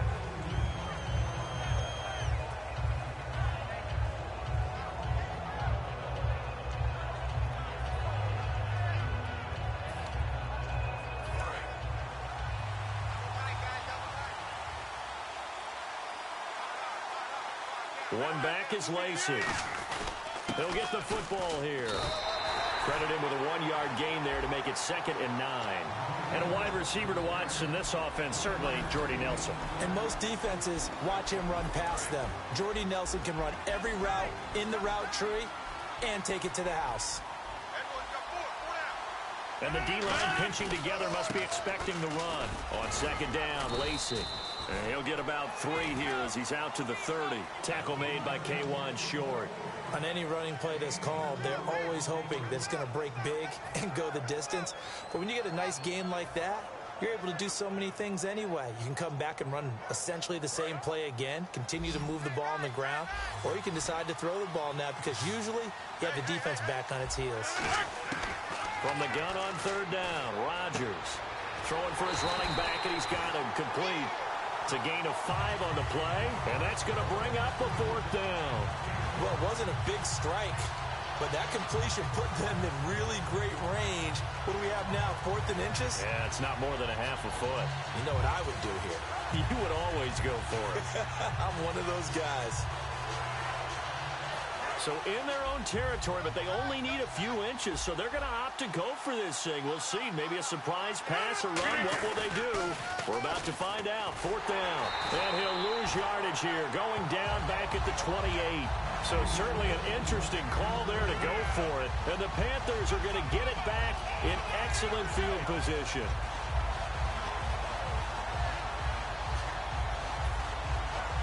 And they'll start this drive with very good field position.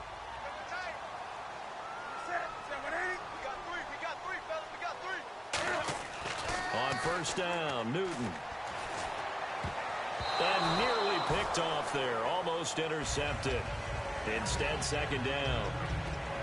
How many times when we see an incomplete pass, we just look at the receiver and say, should have caught that one. That was a drop, and we just put it on the offense. How about a little credit for the defense there? They just forced an incompletion. Yeah, especially after starting in a tough spot defensively, but a good start there on 1st down. That give them a little extra confidence there, starting, as you said, in a tough spot and being able to make a play on 1st down.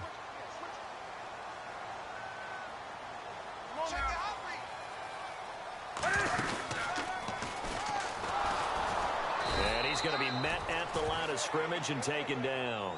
Calling no gain on the run there, and now they'll be looking at a 3rd down.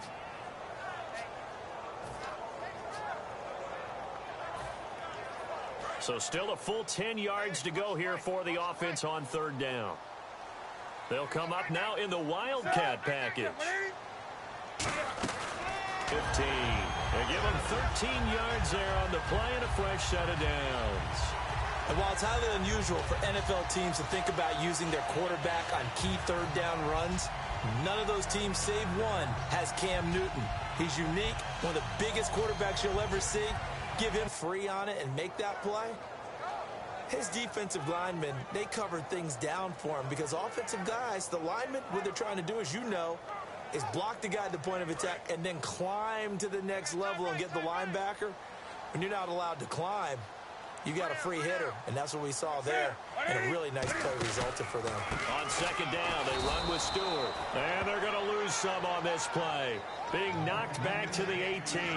It's a loss of 2, now 3rd down. 2 plays in a row, the defense won, stacking up the running game. They've got to feel good about themselves, but something has to be in the back of their minds. Are we being set up for something big? They've got to be careful.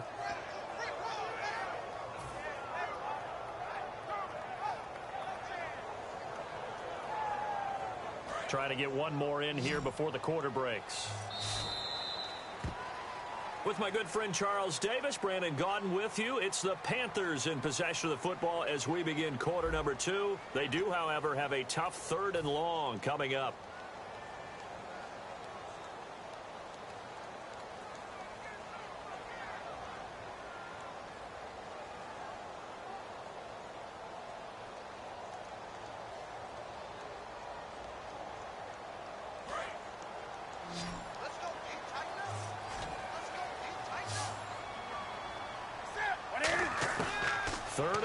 It's Newton. He'll hit Whitaker in the flat. And he takes it inside the 10 to the 8 before he's out of bounds. And at his size, he's a smaller back. You can get him the football. He can kind of get lost, make someone miss. It's good for him. Yeah, it's great for him. I like what you said there. Sometimes he gets lost in the traffic a little bit. But get him out in the open field into some space. That plays to his strengths the best and keeps him out of it where all the big boys are, you know, make someone miss in the open field. So that scores now in their first 2 possessions, but it's 6-0. Probably not the kind of scores they were hoping for. No, not at all, but I think that they've shown that they can have some success against this defense. So they'll go back to the sideline knowing the points are going to be there for the taking. And he'll take this up past the 20 and down at the 22-yard line. And Green Bay getting ready to go as they take the field. And last time we saw them go for it in kind of an unusual situation. It's not like it's a fourth quarter do or die. They went for it, didn't get it. We'll see how that affects them this go-around. Partner, I'm wondering if we're starting to see the effects of analytics coming into play here, where people are studying the number of possessions, how many times you should go for it, what position it leaves your team in. Maybe we're starting to see a little bit of that creeping into the NFL game. Yeah, I think we've seen it in other sports, maybe into the NFL now as well. 2nd down now after the pass completion.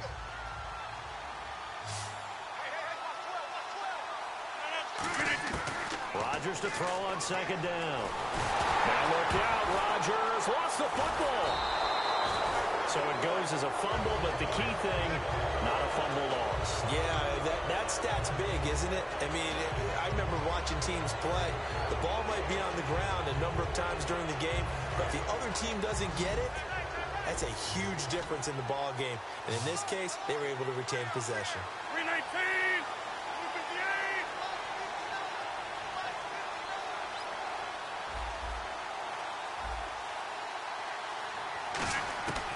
On 3rd and long, it's Rodgers. And Adams has it complete. A gain of 19 on 3rd and 18, and that'll move the chains.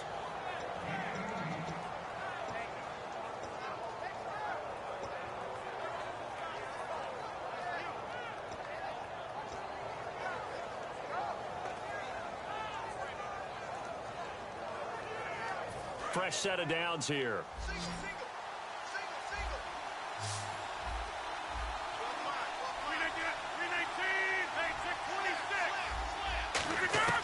Throwing on 1st down is Rodgers. Out to the flat. That's complete to his running back. And he'll be out of bounds after getting this one across the 40. Give him 8 on the play, and it'll make it a 2nd down.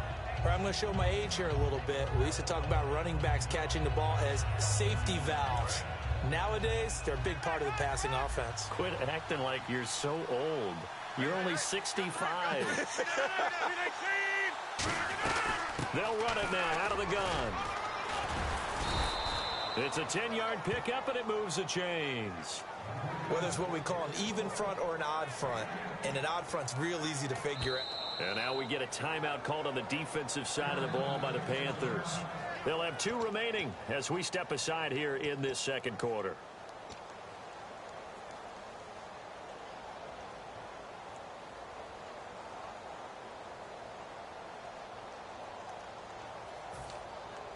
First down and 10 now for the offensive group.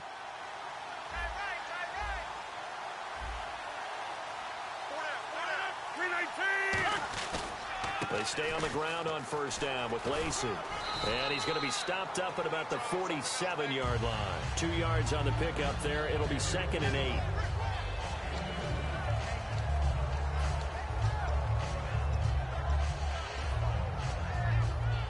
And here comes play number 6 on this drive.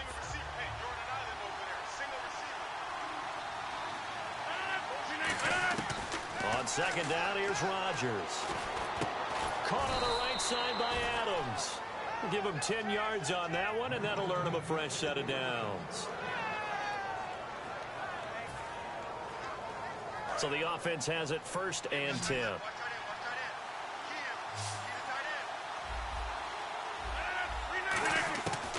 On first down, Rodgers. Great protection. And no escaping this time as he'll go down. They got him for a sack.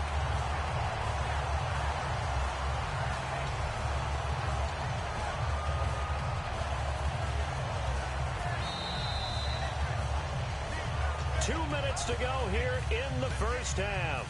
Back with more from Charlotte after this.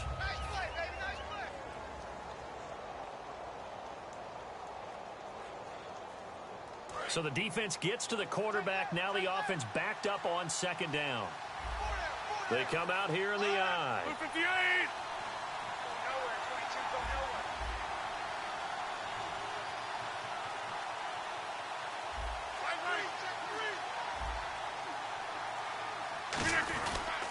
Now Rodgers will handle Lacey. And he'll be brought down at the 27-yard line. He'll wind up getting 11 on that one. And that is going to set up a 3rd and 1. Really tough drive, but that run helped salvage something there because now there's something positive that came out of it. They got to see good blocking, good push by the offensive line, wide receivers trying to get involved, a good run by the back. And now maybe it'll be a catalyst for them to look at going forward, watching it on tape. Maybe they can keep incorporating that type of a run into their offense. Give him 6 yards, and they do convert on 3rd. And Brandon, from our time in college football, where receivers weren't running the traditional NFL route tree, one thing they did learn, find open areas, find soft spots, and set up and catch the ball. And I think we just saw that there. Yeah, we saw that indeed, picking up the first. Looks for Nelson, and it's intercepted. A great read, and it's picked off. And a big turnover there as his guys will get the football back. Here's the Carolina offense as they get ready to take over here.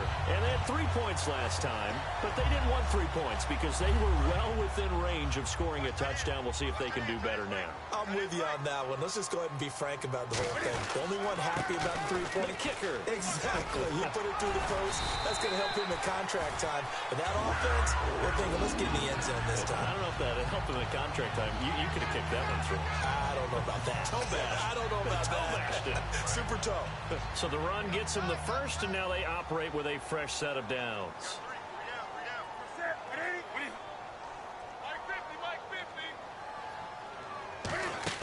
Now a play fake here on first down. Going for the deep ball. And that one falls incomplete. Looked like he might have had position there, but he couldn't hold on it at 2nd down. Well, they went for the big play there, but that drop could really hurt their momentum.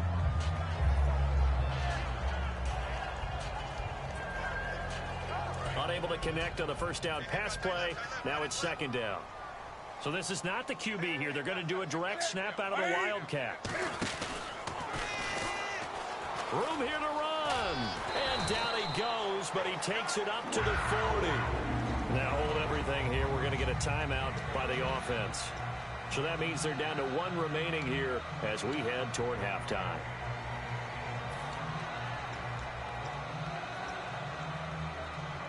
So it'll be first down here after the run.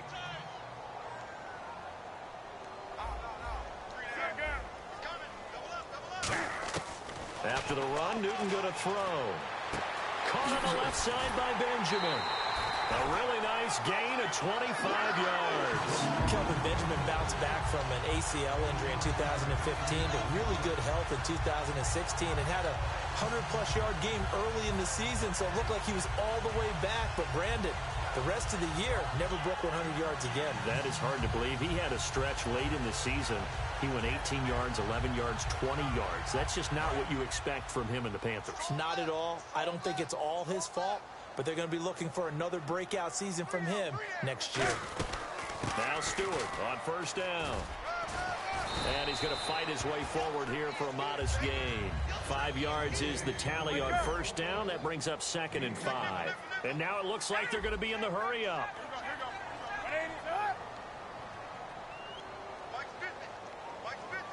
And now Newton not liking the play call. He's going to take a timeout. And with halftime on the horizon, they'll be out of timeouts from here forward. So 3 seconds here remain in the half. On is the field goal unit to see about getting 3 points. On the left hash, this from 48 yards. And this one is right down Broadway. First half in the books. You're watching the NFL on EA Sports. And we welcome you back live now inside the booth alongside Charles Davis. I'm Brandon Gaudin, set and ready to rock for the third quarter. Both teams appear ready for the fight ahead, and we resume action here in quarter number 3. This will be taken to the back of the end zone. And in hindsight, probably should have stayed where he was, as he'll only get back to the 16-yard line. And Green Bay getting ready to go as they take the field. They're close game, but they're going to need to do a little bit better probably here in half 2, no? I would agree with that totally. I would guess that in the locker room, they talked about cleaning up some of the errors, but overall, I think they wanted to be positive with them. Guys, we're right there. Just not playing as well as we need to. Let's pick it up, and we still have a chance to win this game. Yeah, they do. We'll see if they can pick it up. They pick up 12 on the play there, and they move the chains. The more football I watch, the more I want to check and see if teams are going to panic when they're down on the scoreboard. And this team has shown no signs of doing that. A lot of the time, they come out after the half. Things haven't worked so well in the first go-around. They want to throw the football like crazy. But the way to open up throwing the ball is to run it. And they've run it well here to start the second half. That incompletion, Charles, gives me a chance to put you on the clock real quick. NFC teams last year that did not make the playoffs that might make a push this coming year. Well, 3 that come to mind right away that we thought were going to be in 2016. Minnesota, remember the start they got off to before that didn't work out so well for them. Arizona, we thought they were a lock to be in the playoffs. In fact, many of us called them Super Bowl contenders. And Carolina, the defending NFC champs going into last season, they didn't make it. So I think that all 3 could return to former glory. I'm going to give you one way off the pace here. You ready? Let's go. The Los Angeles Rams. Ooh. They get the young quarterback going, and that defense continues to live up to expectations. They can make a real strong push in the West. They've got the D. You're right. They just need the O.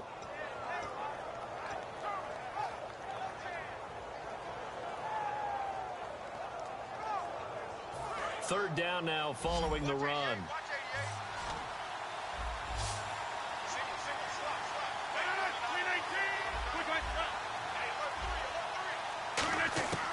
Throwing is Rodgers on third down.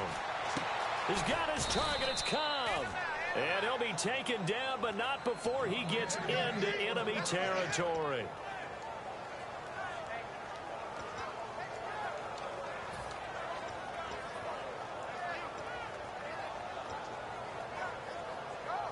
Offense comes to the line now, 1st and 10.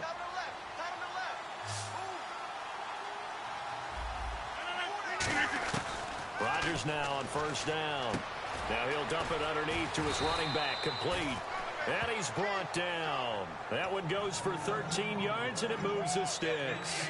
And this is why trying to cover the angle route is so difficult. Anyone playing the linebacker position, when they see a running back out of the backfield widen, because he heads towards the flat first, oftentimes you widen too much and overcommit. He cuts up inside, and that's what we saw there. A nice pickup for a first down. They'll run it now out of the gun. And he'll get a little over 2, maybe a full 3 down to the 32-yard line.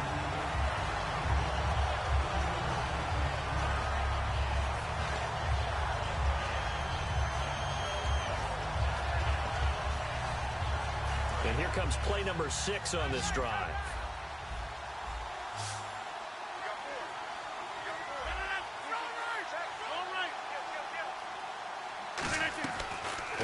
possession. Now it's Rodgers. Over the middle, that's caught by Adams. A good pick up there of 20 yards. Love the call by the offensive coordinator, recognizing the situation very well, calling for the play-action pass, and completing it. And now a first down following that long gain. Looks like the defense in press coverage here.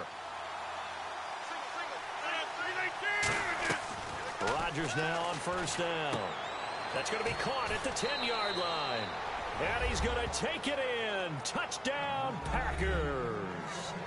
Davante Adams, an 11-yard touchdown. And the Packers are back within a score.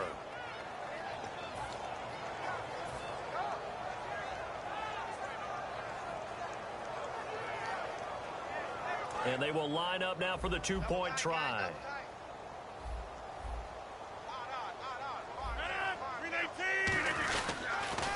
Now they'll run it on the toss. And he will get into the end zone to cut the lead down to a single point. They get the conversion. And, Charles, when you only have 2 yards to go, what do you think of the toss play? Because initially it kind of sets you back a little bit. It does, especially if you get a lot of pressure coming towards you. But if you can get to the edge, if you seal the edge with your blocking, often your tackle or your tight end on what they call the play side where the ball goes, you can get to the corner, and that allows those big guys to get out ahead of the runner.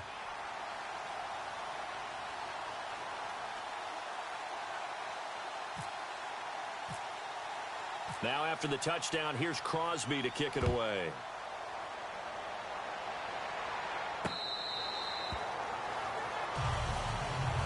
Now we take a glance at the offense as they work their way back out for their first possession of the second half.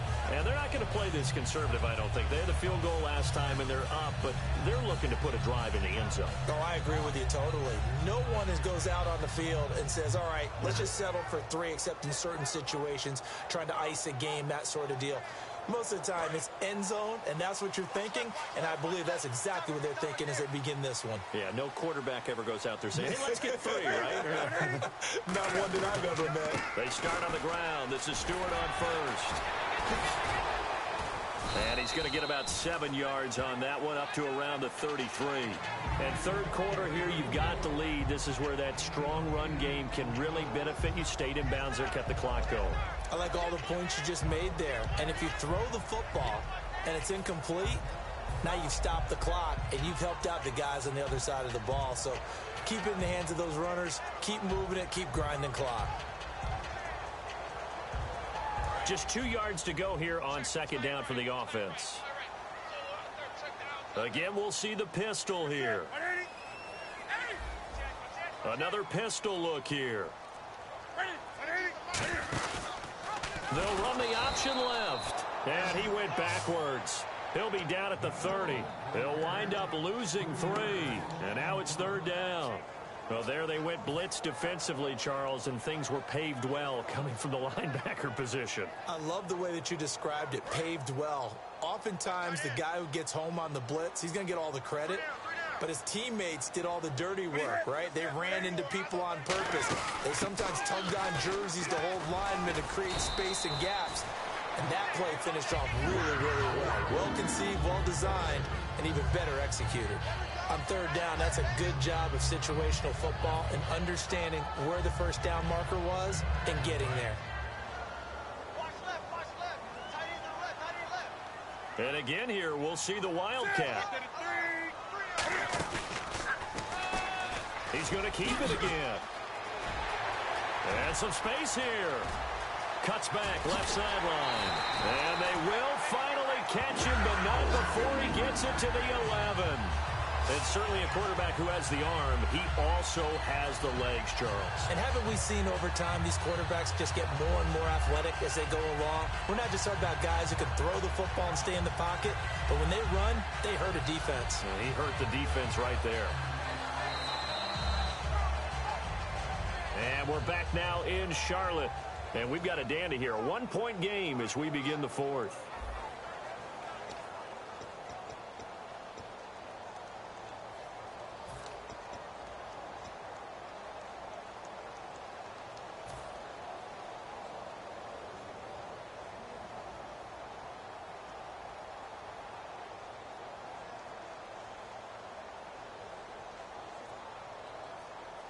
So after that big gain, let's see what else the offense has up its sleeve. Hey. Got three. Three down. Set. 180. Watch 13. They'll send Ginn in motion left.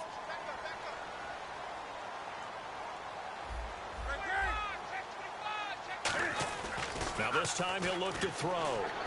He'll buy some time right. And that'll be caught. Panthers touchdown. It's Benjamin with a grab. Kelvin Benjamin, an 11-yard touchdown. And the Panthers add on to their lead. Graham Gano on for the extra point.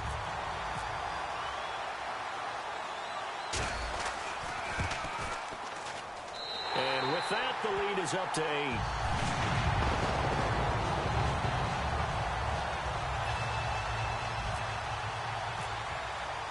Gano now following the touchdown here to kick it away. That'll be taken in the end zone. And he's able to get it across the 20, but not by much, as he's marked down at the 21-yard line. Now trotting out there, the Packers getting ready to go. And they're hoping to capture some of that magic they had last time out when they were able to put together a scoring drive. But they're still down here, Charles.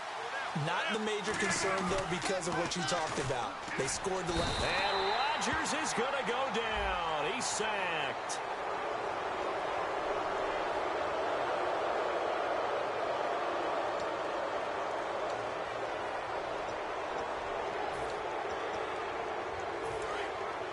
The defensive line disperses a little bit here, maybe expecting a pass.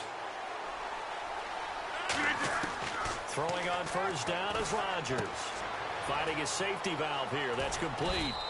And able to get this one across the 45 before he's brought down. Give him 11 on the gain there. And that leads to a Green Bay first.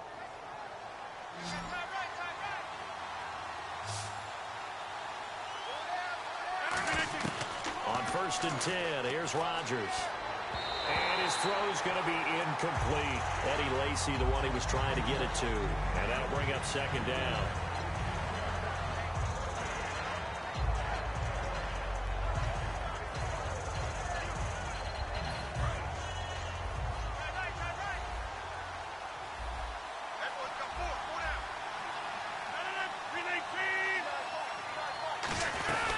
They'll run it now out of the gun. And very little running room there. He did get a couple up to the 49.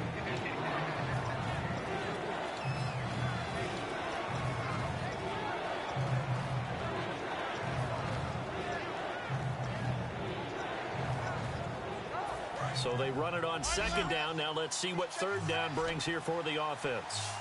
One receiver left, three to the right. Here's Rodgers to throw. And he couldn't hang on to it through the contact. Incomplete. Everything about that play tells you about today's NFL offenses and what they're asking out of running backs. You can't just be a guy who can run the football. You have to be able to catch it as well, and he didn't get that done on that play. They'll break the huddle here and go for it. This is fourth down. Now Rodgers got to have this one. And no, it's incomplete. Mike McCarthy took the gamble, didn't pay off. And the Panthers are going to get it back in excellent field position. Carolina getting set to take the field. And now last drive so successful with the ground game, ending in a touchdown. Do you stick with that formula?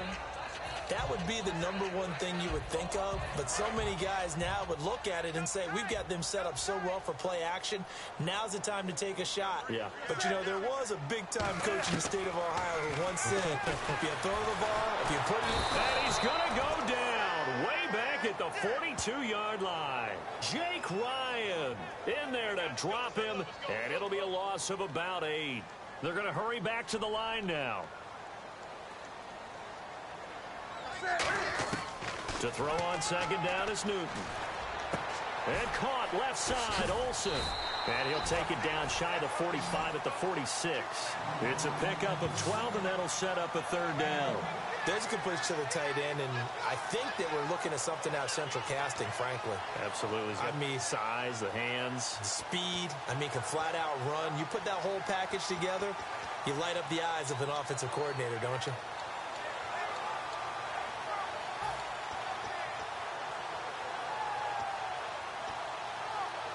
And they'll need the 39 here for a first. This is third down. Throwing on third down, Newton. Hard throw, incomplete. The intended receiver was Corey Brown. Now fourth down. Here's Andy Lee now, as he should be able to pin him back deep here with his first punt.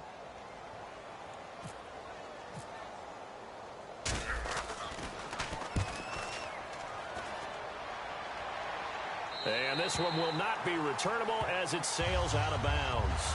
The Green Bay offense now about ready to take possession here. And this offense last time turned it over, went for it on fourth, didn't get it. They're lucky, though, because no points against the team on the board, but we'll see how they respond. Yeah, they've got to give a lot of credit to their defensive teammates, don't they? They had their backs on that last series, and because they did so, that allows the coach to still stay aggressive on offense and maybe go for it again in a similar situation. I was going to say maybe makes that offense feel good, but when you know you've got a defense making stands like that. Yeah, that'll loosen up things a little bit, won't it? Maybe you'll play a little bit better the next time you have the ball.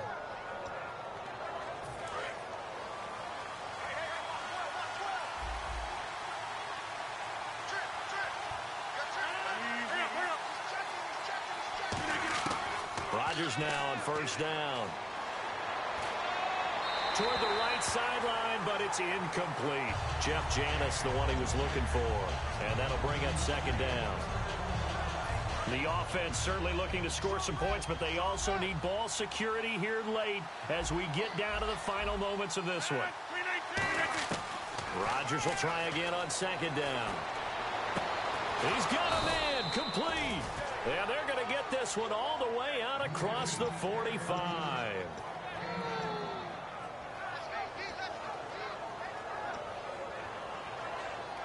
So after that big play, let's see if they can catch their defense maybe on their heels.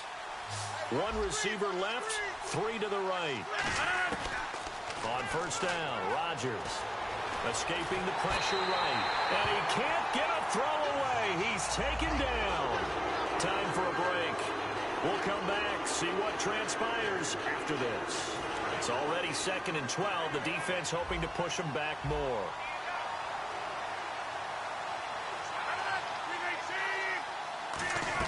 Back to throw. Caught on the right side by Adams. And he's going to get this down to the 35-yard line.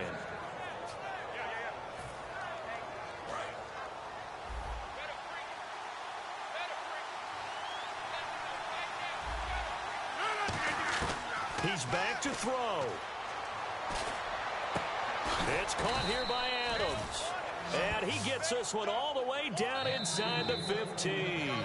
And now we get a timeout called on the defensive side of the ball by the Panthers. It's just their first. They've got 2 more to use here in the final stages.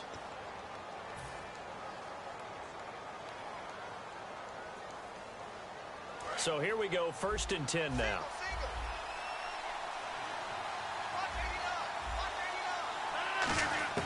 He'll look to throw. That's going to be caught at the 10-yard line. A gain of 6 there on first.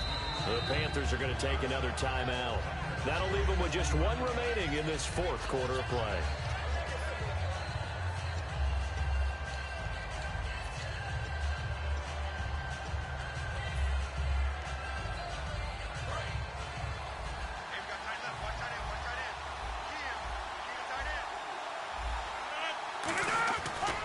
Rodgers with a give. It's Lacy. And they'll be driven back here, losing yardage to the 9. He lost 2 there, and it's 3rd down. Now, hang on here. Timeout called by the defense. That'll be their 3rd and final stoppage here as we step aside.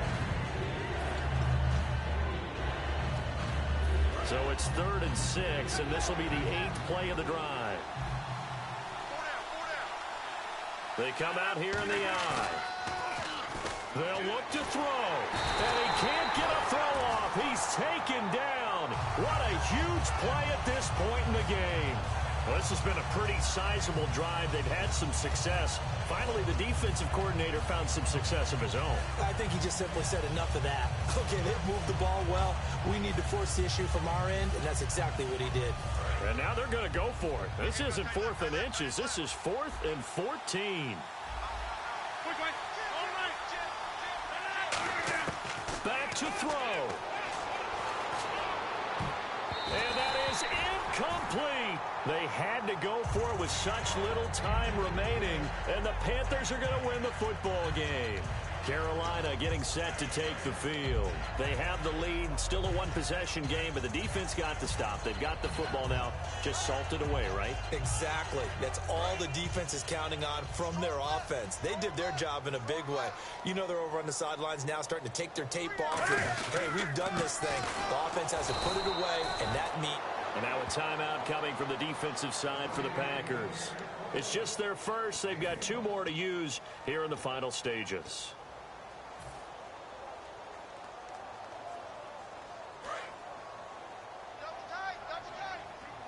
Shift together here from the D-line. They keep it on the ground again to Stewart. And he finds some space past the 25 to the 27. And now the Packers going to take another timeout. That'll be their second, so one more chance to stop the clock here, and we'll be back. Newton takes it himself, and he's got the first as they'll bring him down at the 28-yard line. And play is stopped here. Timeout. It's the defense calling the timeout here. It'll be their 3rd and final timeout, so as they talk things over, we'll step aside.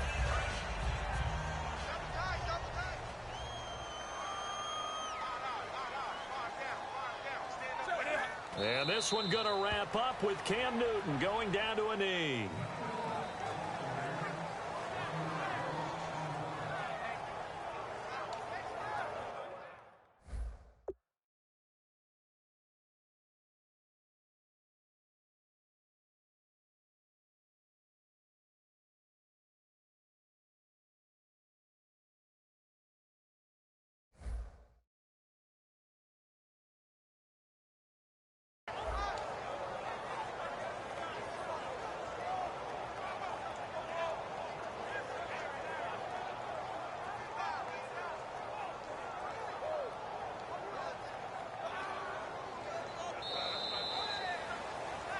And, Charles, I think when the schedule comes out, all teams, no matter where they're predicted to finish, talk about protecting your home turf. They were able to do that here in this one. Similar to a tennis match, right? Not letting them break your serve. That way you hold on to it. They got it done, and they feel very good about that victory.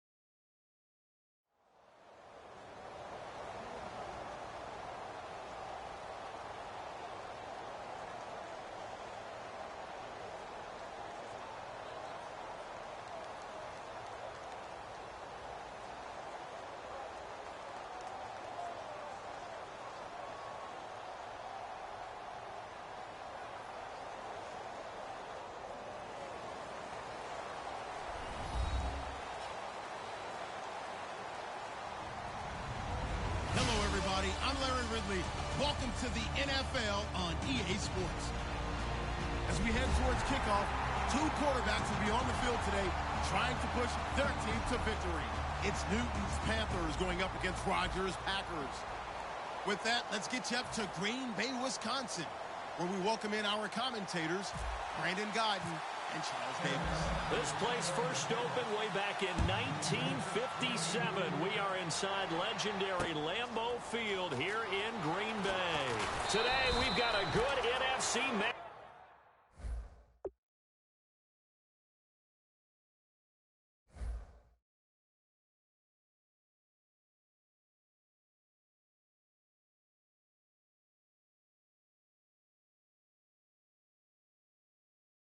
Up on tap between the Carolina Panthers and the Green Bay Packers.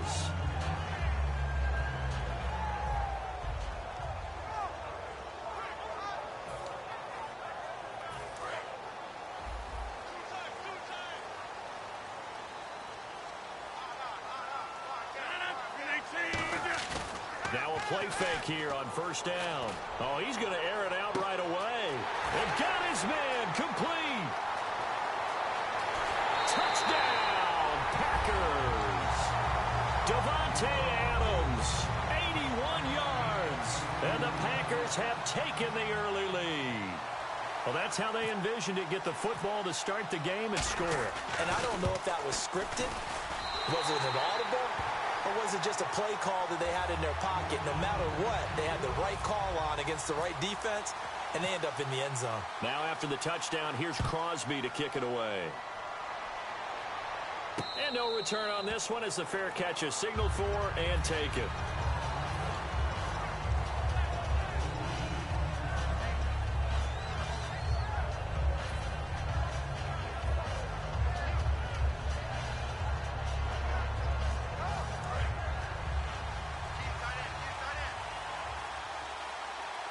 They come up in an offset eye.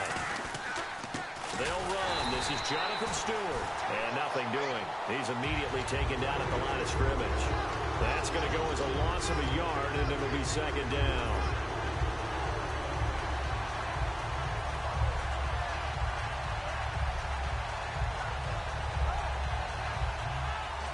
So now 11 yards to go for this offensive unit. It's second down.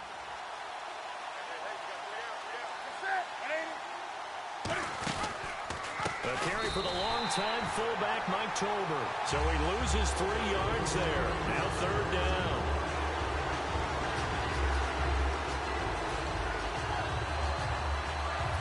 Offense working with a 3rd and 13 still left.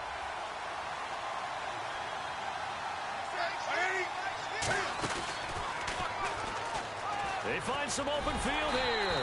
And he'll get to the 29-yard line, brought down there. A good pickup there, 7 yards, but it brings up 4th down. And that was a nice, strong run by the guy they called the field general. On 4th down, here's Andy Leon to kick it away. Trevor Davis, deep for Green Bay. And he gets it away, a directional kick going toward the sideline. And no return possible here as they angle this one out of bounds. And Green Bay getting ready to go as they take the field. And last time the formula was pretty simple. One play drive, long pass. That maybe they just want to do that again, right? And that's exactly how you want to draw things up. Whether it's on your grease board, right, in your playbook, one play drive's exactly what you want on offense. But they have to... And he's going to have to eat this one as down he goes. Mario Addison in there to bury him for a loss of 11. Well, so much for setting the tone of the drive offensively. Giving up a big sack that loses that kind of yardage, not a great start. 319. Rodgers to throw on second down. Over the middle, that's caught by Adams. And he'll be taken down, but not before he gets into enemy territory. That could not have been timed out any better, and that's exactly what receivers want. The ball in their hands as quick as possible, allows them to catch it at full speed and take off and go. And how about the end result there? Big-time run after catch yardage. That rack yardage is so valuable for any offense. That throw good for 4. It's second down. And the big boys up front in the trenches, what do you think of the O-line, Charles? I love them because this is a group that's so cohesive. They know what the man next to them is going to do at all times, and they operate as a terrific unit. And it's hauled in by Jared Cook. And the play goes for 19 yards, gives him a new set of downs. And defensively, they were in zone coverage there. Do you have to be a little careful? You're losing, playing against a good quarterback like he is, to not play too much zone? Yeah, you have to be careful about how much time you're giving up. I think it's a good point you just brought up. So maybe if you still want to play zone, you go to a zone blitz scheme. And you can drop anyone out of your defensive front. Defensive end, defensive tackle. It doesn't matter. You just exchange someone to bring more pressure towards the quarterback and still try and cover downfield. A couple of years ago, Cobb signed that 4-year, $40 million deal. Since then, the numbers have been down a little bit, although last year only played 13 games. Yeah, and I wouldn't be as concerned with the numbers dropping if I were a Packers fan, because remember, Devontae Adams has developed as a player, and his numbers have gone up. You got Jordy Nelson back to full health in 2016. He's going to catch a lot of passes, almost caught 100 in that season. Jared Cook at tight end. That's a new weapon Green Bay didn't have for a while. And don't forget, Randall Cobb spent some time as a running back when all the injuries hit the backfield. So his versatility is still a major plus for Green Bay. Now after the touchdown, here's Crosby to kick it away. And this will be a touchback as that sails over the end line. Carolina getting set to take the field. And a 3-and-out on that first drive. We'll see if they can do better here. They should have a better opportunity because the nerves should be settled now. That first series, everybody goes out with a little extra emotion. So now they get a chance to go back out and say, okay, now we're into the game. Let's go play and play as best we can. You almost get a mulligan then on that first drive? Sometimes it absolutely serves that way. You get a second opportunity. Nothing big happened. But then again, you didn't commit any mistakes either. Off you go.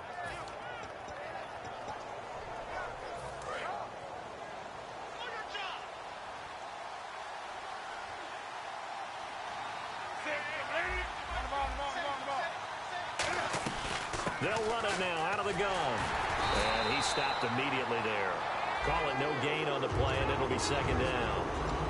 Kelvin Benjamin has to be a feature of this offense that's on your screen now. Definitely a #1 receiver, a huge target with some speed. It's almost like go-go gadget when he goes up to get the football. No matter how you defend him, he can go just a little bit higher. So they're still at the original line of scrimmage here. Second down and 10. Here's Newton now on second down. And he takes a shot on the release as this will be incomplete.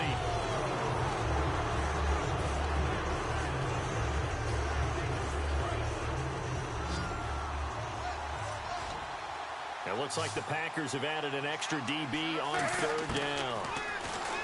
Here's Newton. And this is a catch by Ted Ginn. And how about this one now? In their own territory, a gutsy call. They're going to go for this on 4th and a yard.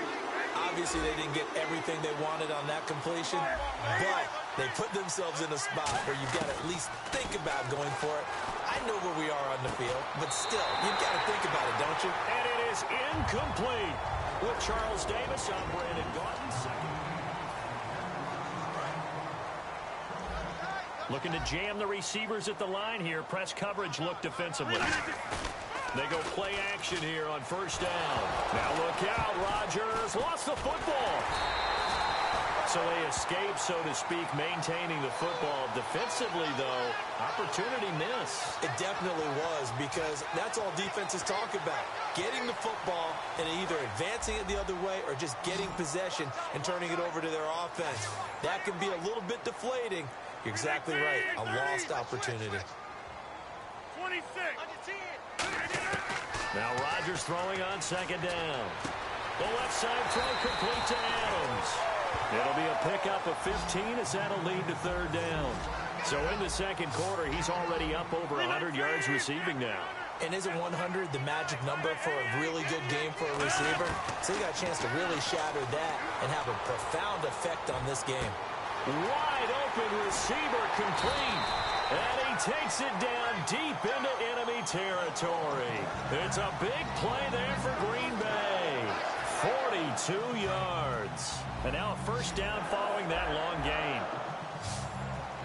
One back is Lacey. Rodgers going to throw. And he goes backwards on this one. Losing yardage to the 7.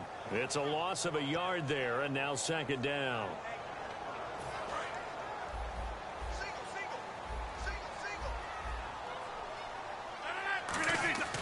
On second down, here's Rodgers. Forced out to his left. And that is caught. But he will come down out of bounds, says the side judge. Incomplete. We know all the receivers go through those tiptoe drills, right, trying to get their feet down in bounds. But a lot of the times what we don't talk about is when they're up in the air and they catch the ball. You ever notice how they're reaching back with their feet, not just straight down, but back, because they're trying to create enough distance to make sure their feet are in bounds. They weren't able to get it done on that one, though.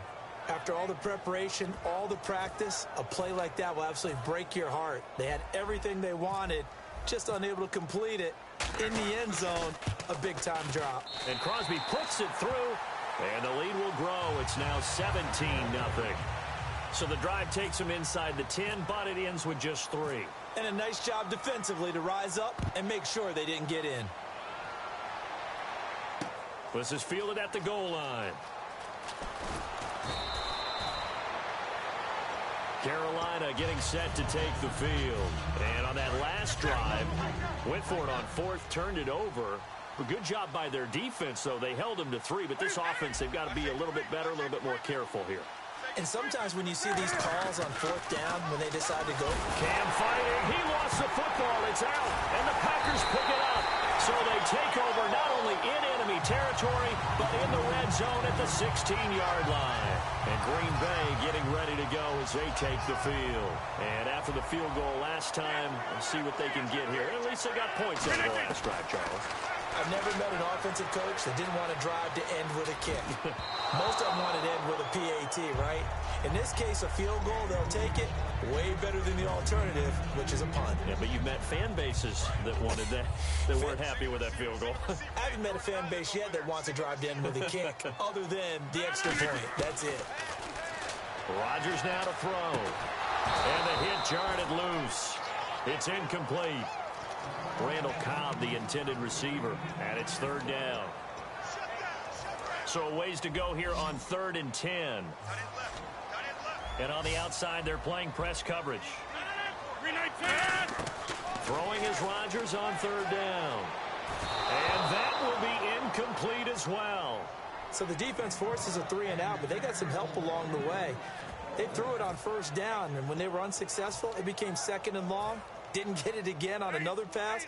Went 3rd and long, and they almost had to put it in the air. They may want to rethink some strategy going forward. And Crosby puts it through, and the lead now increases to 20-0.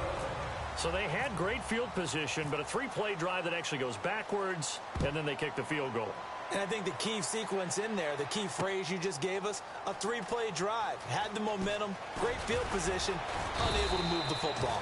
And he'll get it up just past the 20, and his guys will go to work at the 21-yard line. Carolina getting set to take the field. And the turnover last time, that's sort of been symptomatic of their struggles here in this one. Big word.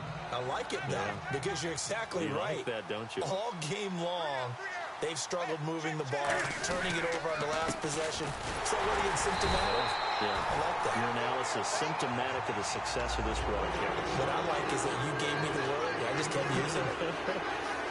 And while there was no gain on that run, we do know coaches whose identity is rooted in taking it almost to the limit and then changing things up on you down the stretch. And we're getting really close to that point in time, though, where the identity map to go out the window, and they've got to go a little bit faster in order to try and win the game. They'll wind up losing 3, and now it's 3rd down.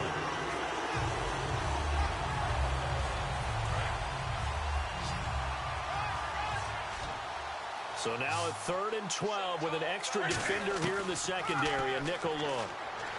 Looking for the tight end, Olsen, and it's intercepted. A great read, and it's picked off. And he'll take this down inside the 15-yard line. And Green Bay getting ready to go as they take the field. And last time able to get 3. It's not what they wanted. They wanted 6, but they got at least something. They mustered something out of the drive. They'll take it. Just, I like the way you've described it. Not ideal, but they'll take it. Now that'll be tipped and intercepted. It's Shaq Thompson here with a pick. And the return will stop them well inside their own 20 at the 15-yard line. The Panthers offense here, they get ready to head back on the field. And following the interception, just any interception, are you a little bit more cautious when you start that next drive, or no, you just throw that out the window? I think you are. I don't think that there's any way you can run back out there and go, totally didn't affect me. Let's just go ahead and be loose with the football again. You're going to take care of it, but you have to be careful about being too cautious because now you can't run any offense at all. Still want to attack. We'll see how they attack them here. And on 2nd and 10 now.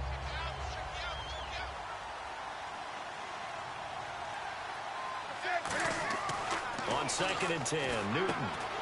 He's going to get this one out to his fullback. Nothing on the screen that time. Now it's 3rd down. The defense loves to hang their hat on that, don't they? You get a guy that catches the ball, but you stop him for no gain. Without a doubt, because they're also used to trying to catch people after the catch, and they miss. And that turns into what? A huge play. We've seen it so many times. In this case, though, catch was made, put down right on the spot. Throwing is Newton. It's brought in right side by Ginn. It'll be a gain of 8, but it'll also lead to a 4th down. Well, it looks like they got what they wanted. They got the completion, but they weren't able to break any tackles or gain nearly enough yardage to pick up the 1st down. Now to be 4th and short.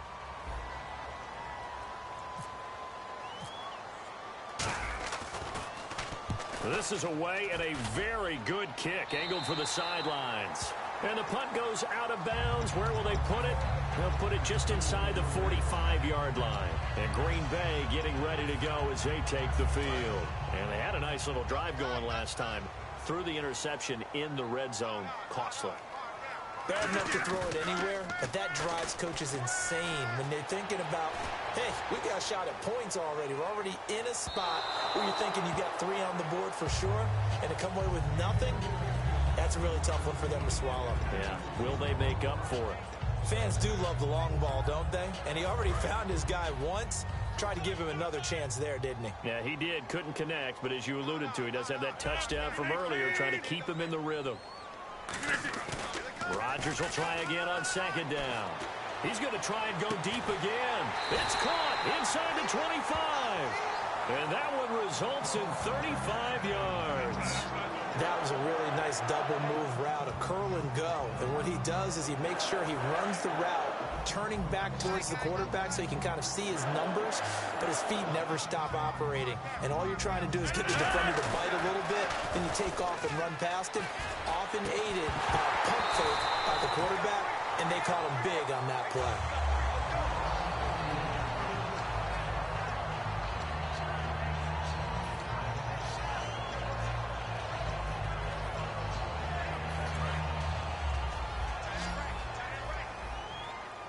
They come up in an empty set. 4 wide receivers, 1 tight end. And he will get this into the end zone. Touchdown, Green Bay. Their dangerous wide receiver from 21 yards away. And the Packers add 6 to their lead.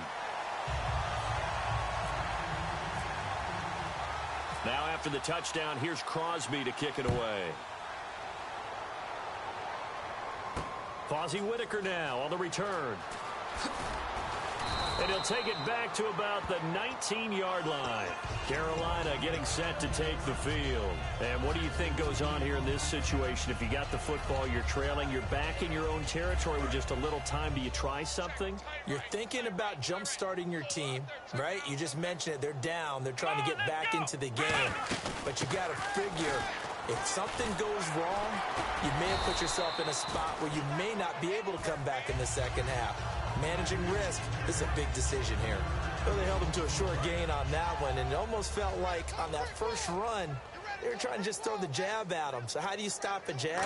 Get closer and smother it, just as they did on that last play. And incomplete there. A nice hit. Jars the ball free and brings up 3rd down. It looked like they had something there, but I think that he was thinking about running with the football before he actually hauled it in, and that led to a big drop. So 3rd and 7 and an extra defensive back on the field here. Definitely want to play coverage here. He can run for it, and he will. 2 yards on the pickup there. It's 4th down. Anytime you decide to use your quarterback as And now a timeout coming from the defensive side for the Packers. It's just their first, so they'll have 2 remaining here before we get to halftime.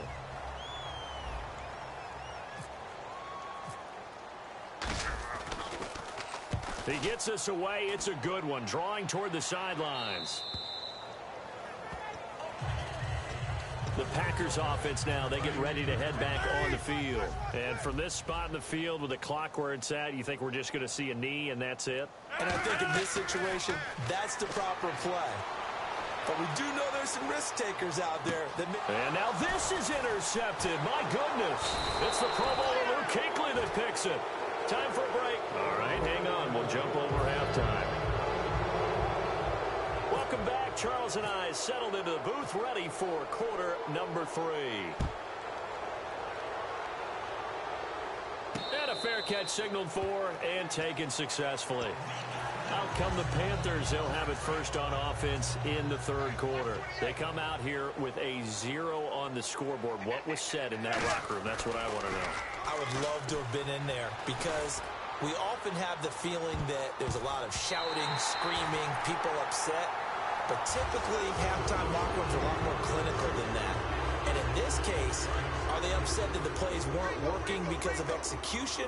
Or did they think they were just bad plays to call? Yeah. We'll find out pretty quickly here if they feel like they had something going, but they just need to do it a little bit better or not. We'll find out. Now a clash of bodies here, and it's intercepted.